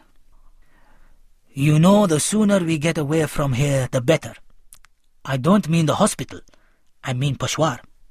The Taliban have friends. They will start looking for you." Whilst Farid went to make arrangements, I asked Sorab if he'd like a game of cards. I stole looks at him as he pondered his hand. He was his father in so many ways. "What did your father tell you about us?" "That you were the best friend he ever had." I flipped a card in my fingers. "I wasn't such a good friend, I'm afraid. But I think I could be a good friend to you. Would that be all right?" I put my hand on his arm gingerly, but he flinched and pushed away his stool. Standing by the window, he pressed his forehead to the glass, fists buried in his armpits. When Farid returned, it was with the news that Rahim Khan had gone, and that no one had heard of the American couple he suggested to look after Sorab. They weren't even listed at the American consulate. There was nothing for it. Sorab would have to come with us. I discharged myself from the hospital the next morning and slept through the entire 4-hour ride to Islamabad. Farid booked us into a small hotel. Sorab sat on one of the beds and drew his knees to his chest while I went back into the street to say goodbye to Farid. When I returned to the room, Sorab was lying on the bed, his eyes closed. I couldn't tell if he was asleep. I sat on my bed and grimaced with pain. I swallowed some painkillers and wondered how long it would be before I'd be able to eat solid food. And I wondered what I'd do with the wounded little boy lying on the bed, though a part of me already knew.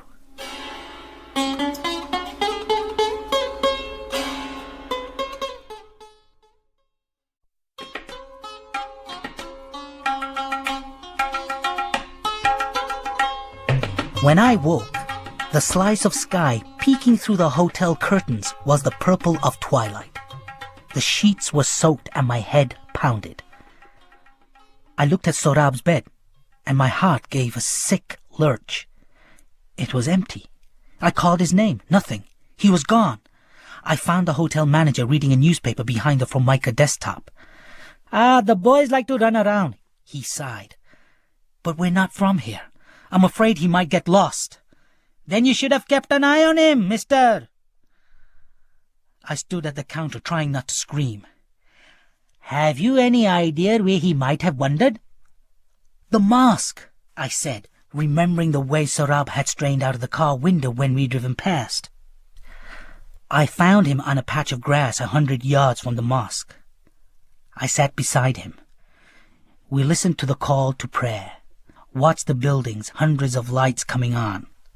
It sparkled like a diamond in the dark. It lit up the sky. Sorab's face.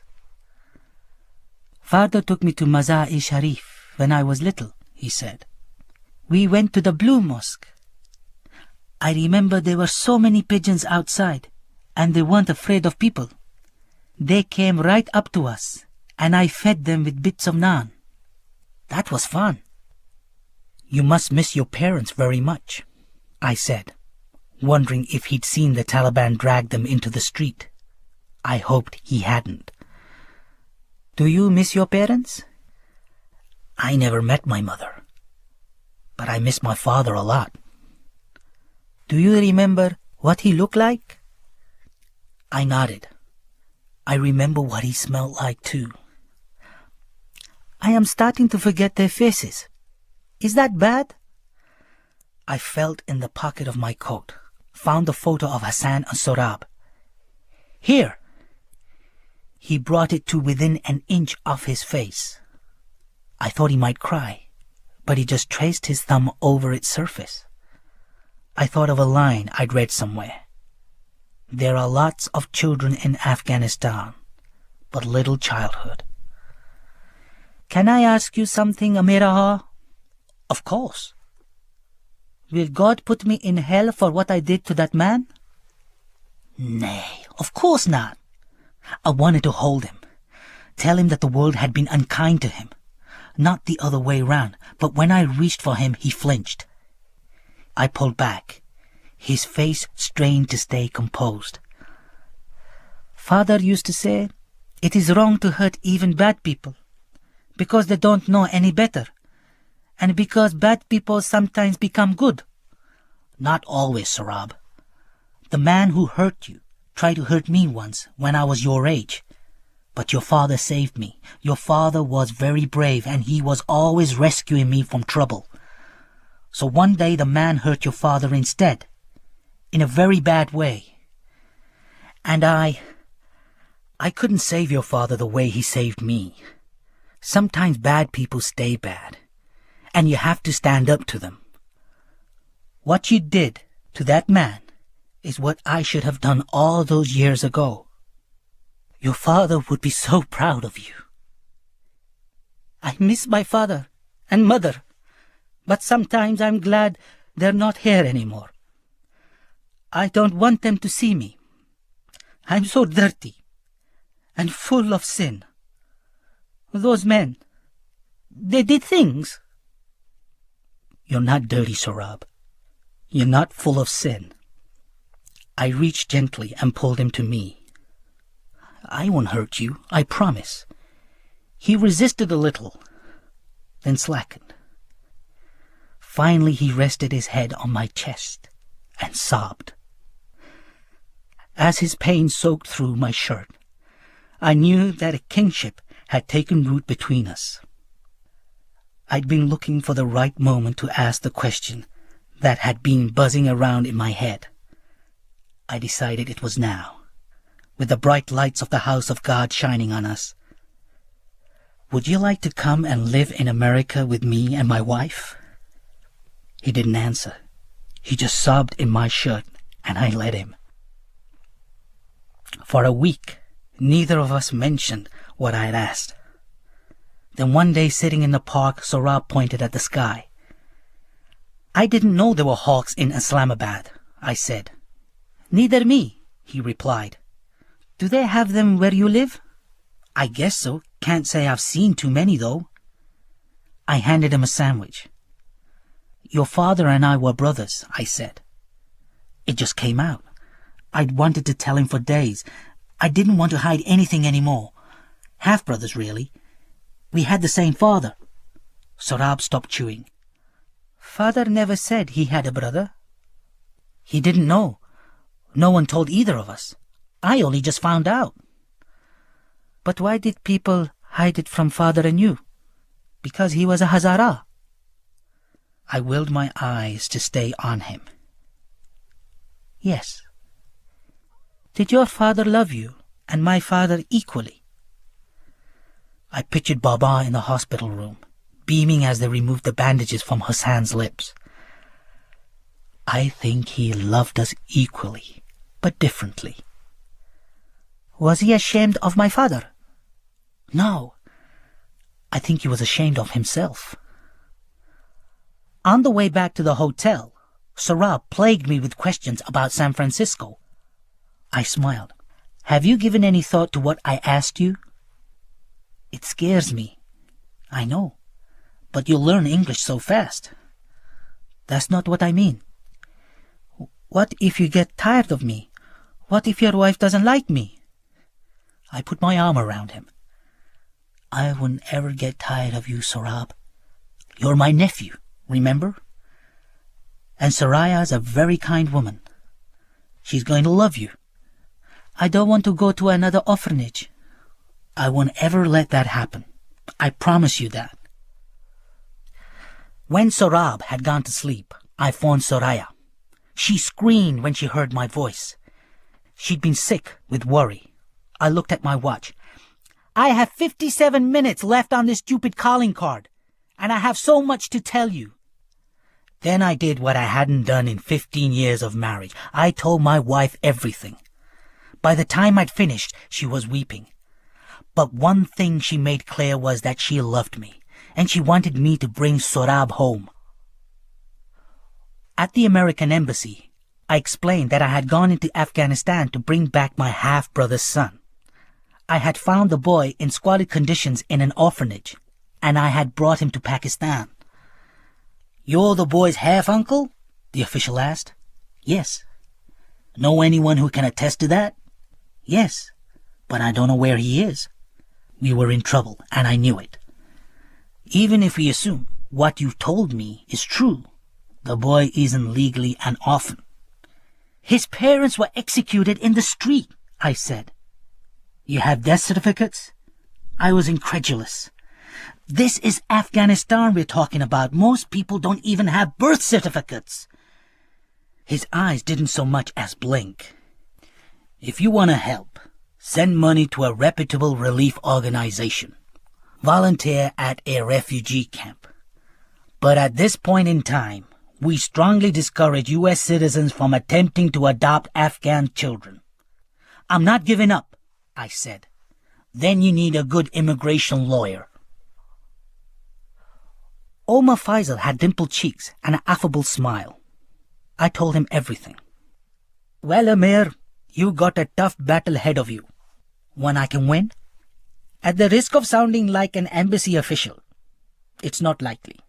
Even if it's clear that the child has no surviving parents, the INS think it's good adoption practice to place him with someone in his own country. And as far as Afghanistan goes, Sharia law doesn't recognize adoption. The only option I can see, and it's a long shot, is to relinquish him to an orphanage here. Then file something called an orphan petition. I promised Sorab I wouldn't send him back to an orphanage. It may be your only shot.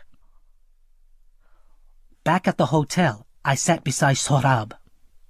You'd promised me. You'd never put me in one of those places, Amir.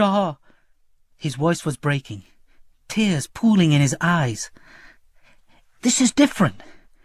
It would be here in Islamabad. And I'd visit you all the time until we can get you out and take you to America. They'll hurt me. No one's gonna hurt you ever again. I wiped the tears streaking down his cheeks, wrapped my arms around his shaky little body. It'll be all right. You'll see. Please, promise, won't you, Amir? Please, promise. How could I promise? I held him against me and rocked back and forth until his breathing slowed and he fell asleep. I carried him to his bed, then lay on my own, looking out at the purple sky. The phone jolted me from sleep. Call from America. The bathroom door was open. Sorab was taking his nightly bath. A couple of clicks, and then Soraya. I told her about my disastrous day. "Well, you can forget about that. I have spoken to a guy who has contacts in the INS. Apparently, if we get Sorab into the country, it is almost certain we can get him a humanitarian visa." I knocked on the bathroom door. "Sorab! Great news! We don't have to put you in an orphanage! Sorab!" I pushed the door open. Suddenly I was on my knees, screaming until I thought my chest would explode.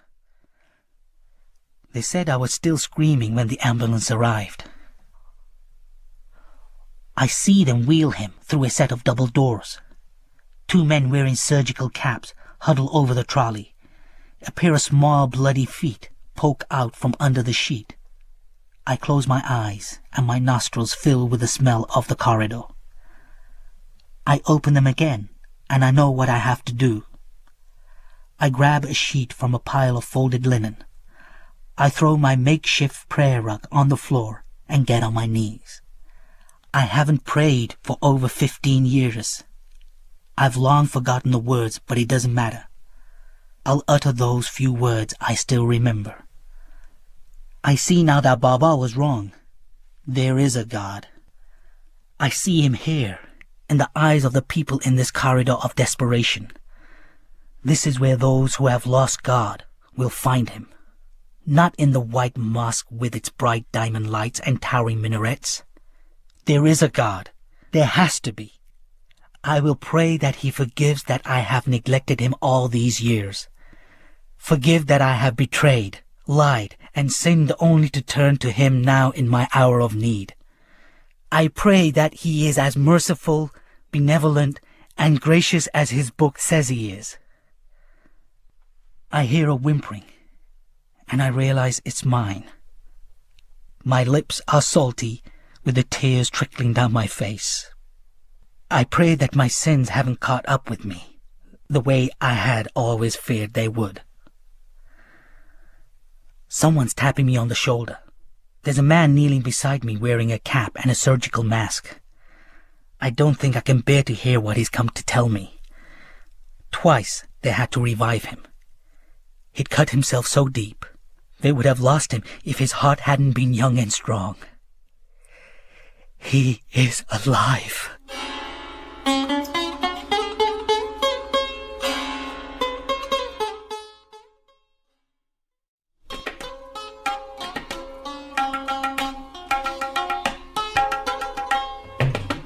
"How are you?"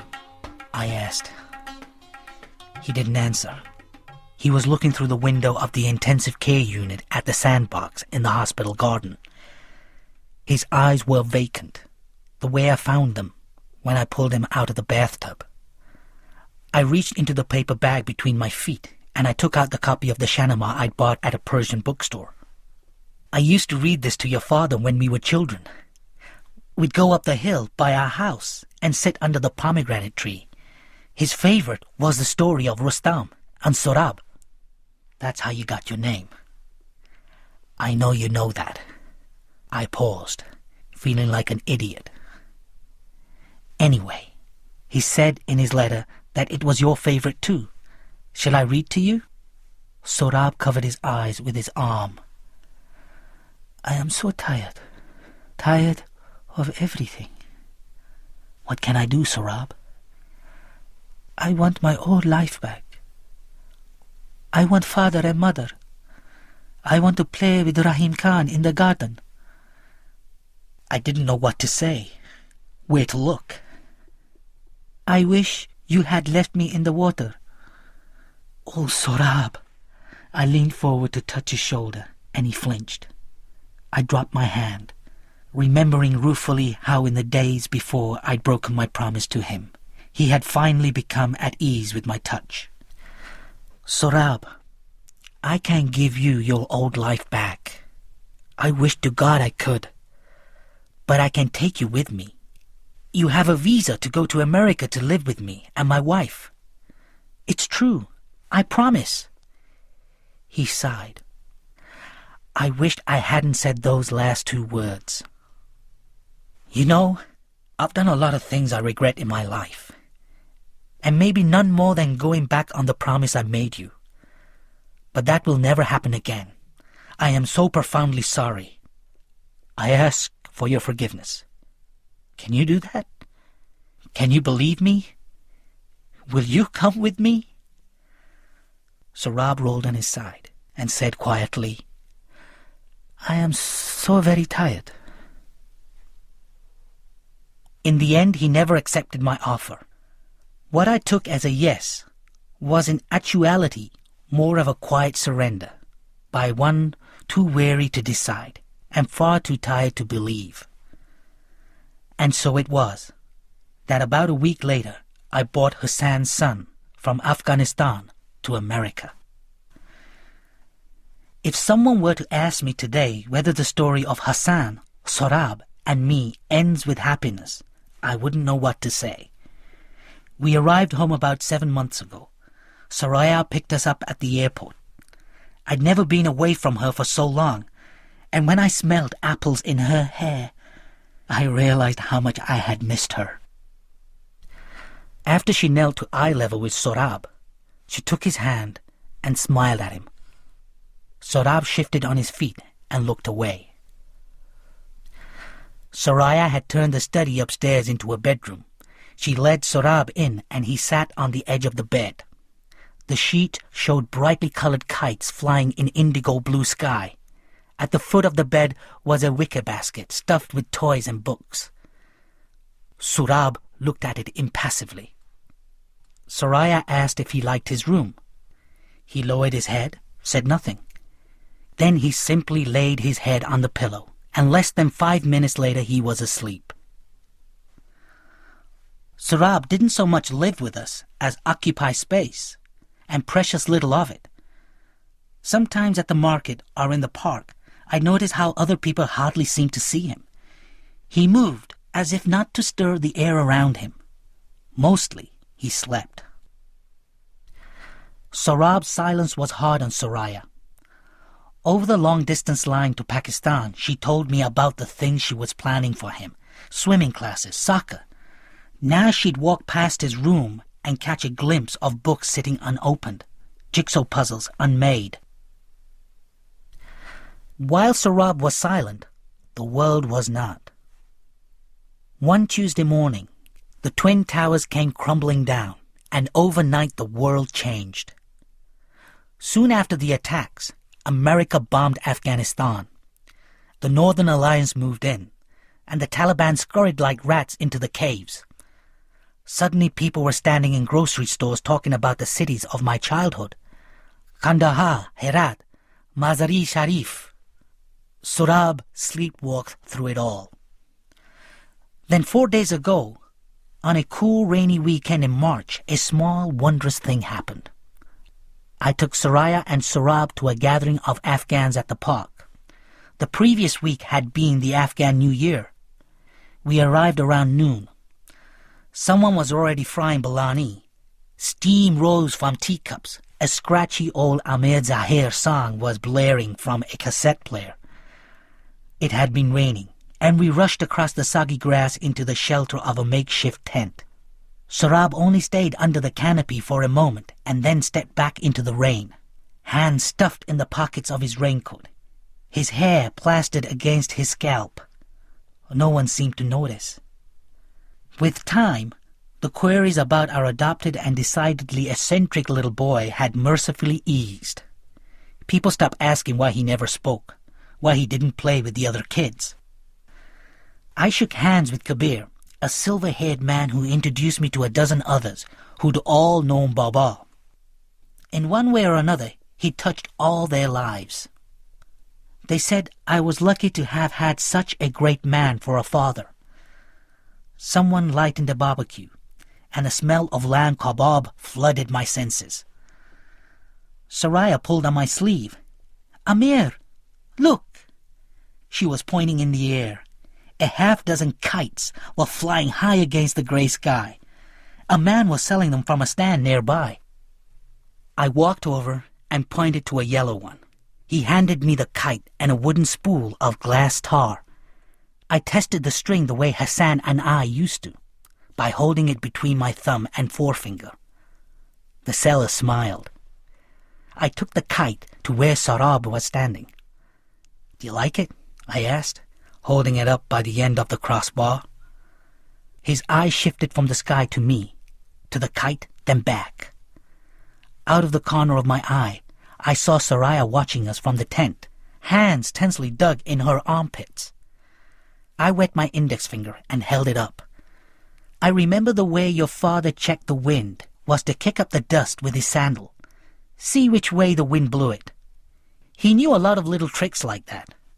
Sorab wiped a raindrop from his earlobe, shifted on his feet. "Did I ever tell you your father was the best kite runner in all of Kabul? How jealous he made the neighborhood kids? He'd run kites and never look up at the sky, and people used to say he was chasing the kite shadow. But they didn't know him, like I did. Your father wasn't chasing shadows. He just knew." Another half-dozen kites had taken flight. People had started to gather in clumps, teacups in hands, eyes glued to the sky. "Do you want to help me fly it?" Sorab's gaze bounced from the kite to me. "Okay," I shrugged. "Looks like I'll have to fly it solo." I balanced the spool in my left hand and fed about 3 feet of tar. The yellow kite dangled at the end of it, just above the wet grass. "Last chance. All right, here I go." I took off, running, the hand clutching the kite end of the string, held high above my head. I let the spool roll in my left hand. The kite was lifting behind me now, lifting and wheeling. I ran harder, then stopped and turned. High above, my kite was tilting side to side, making that old flapping sound I always associated with winter mornings in Kabul. I hadn't flown a kite for a quarter of a century, but suddenly I was 12 again, and all the old instincts came rushing back. I felt a presence next to me and looked down. It was Sorab, hands dug deep in the pockets of his raincoat. He'd followed me. "Do you want to try?" I asked. He said nothing. But when I held the string out for him, his hand lifted from his pocket, hesitated, took the string. We stood quietly, side by side, necks bent up. Then I saw we had company. A green kite was closing in. I traced the string to a kid standing about 30 yards from us. He saw me looking and waved. I smiled. "Okay, let's teach him a lesson." The glassy vacant look in Sarab's eyes was gone. His gaze flitted between our kite and the green one, his eyes suddenly alive. I wondered when I'd forgotten that despite everything, he was still just a child. The green kite was making its move. "Let's wait," I said. "Let him get a little closer." The kite dipped twice and crept towards us, suddenly rising above us, unaware of the trap I'd set. "Watch, Sorab. I'm going to show you one of your father's favorite tricks." Next to me, Sorab gripped the spool, and just for a moment, I saw the calloused hands of a hair-lipped boy. The park shimmered with snow, so fresh, so dazzling white, it burnt my eyes. I smelled dried mulberries, sour oranges. The green kite hovered directly above us, held position, then shot down. "Here he comes." I did it perfectly. After all these years, the old lift and dive trap. I loosened my grip and tugged on the string, dipping and dodging the green kite. A series of quick sidearm jerks, and our kite shot up counterclockwise in a half circle. Suddenly I was on top. The green kite was scrambling now, panic-stricken. But it was too late. I pulled hard, and our kite plummeted. I could almost feel our string sawing his, almost heard the snap. Then just like that, the green kite was spinning and wheeling out of control. Behind us, people cheered. The last time I'd felt a rush like this was that day in the winter of 1975 when I spotted Baba on our rooftop, clapping, beaming. I looked down at Sorab. One corner of his mouth had curled up. A smile. Lopsided, but there. Behind us, a melee of screaming kite runners was chasing the loose kite. I blinked, and the smile had gone. But it had been there. I'd seen it. "Do you want me to run that kite for you?" He swallowed. I thought I saw him nod. "For you, 1,000 times over," I heard myself say. Then I turned and ran. It was only a smile, nothing more. It didn't make everything all right. It was just a leaf in the woods, shaking in the wake of a startled bird's flight. But I'll take it, with open arms. Because when spring comes, it melts the snow one flake at a time. And maybe I just witnessed the first flake melting. I ran, a grown man, running with a swarm of screaming children. But I didn't care. I ran with the wind blowing in my face, and a smile as wide as the valley of Panjshir on my lips. I ran.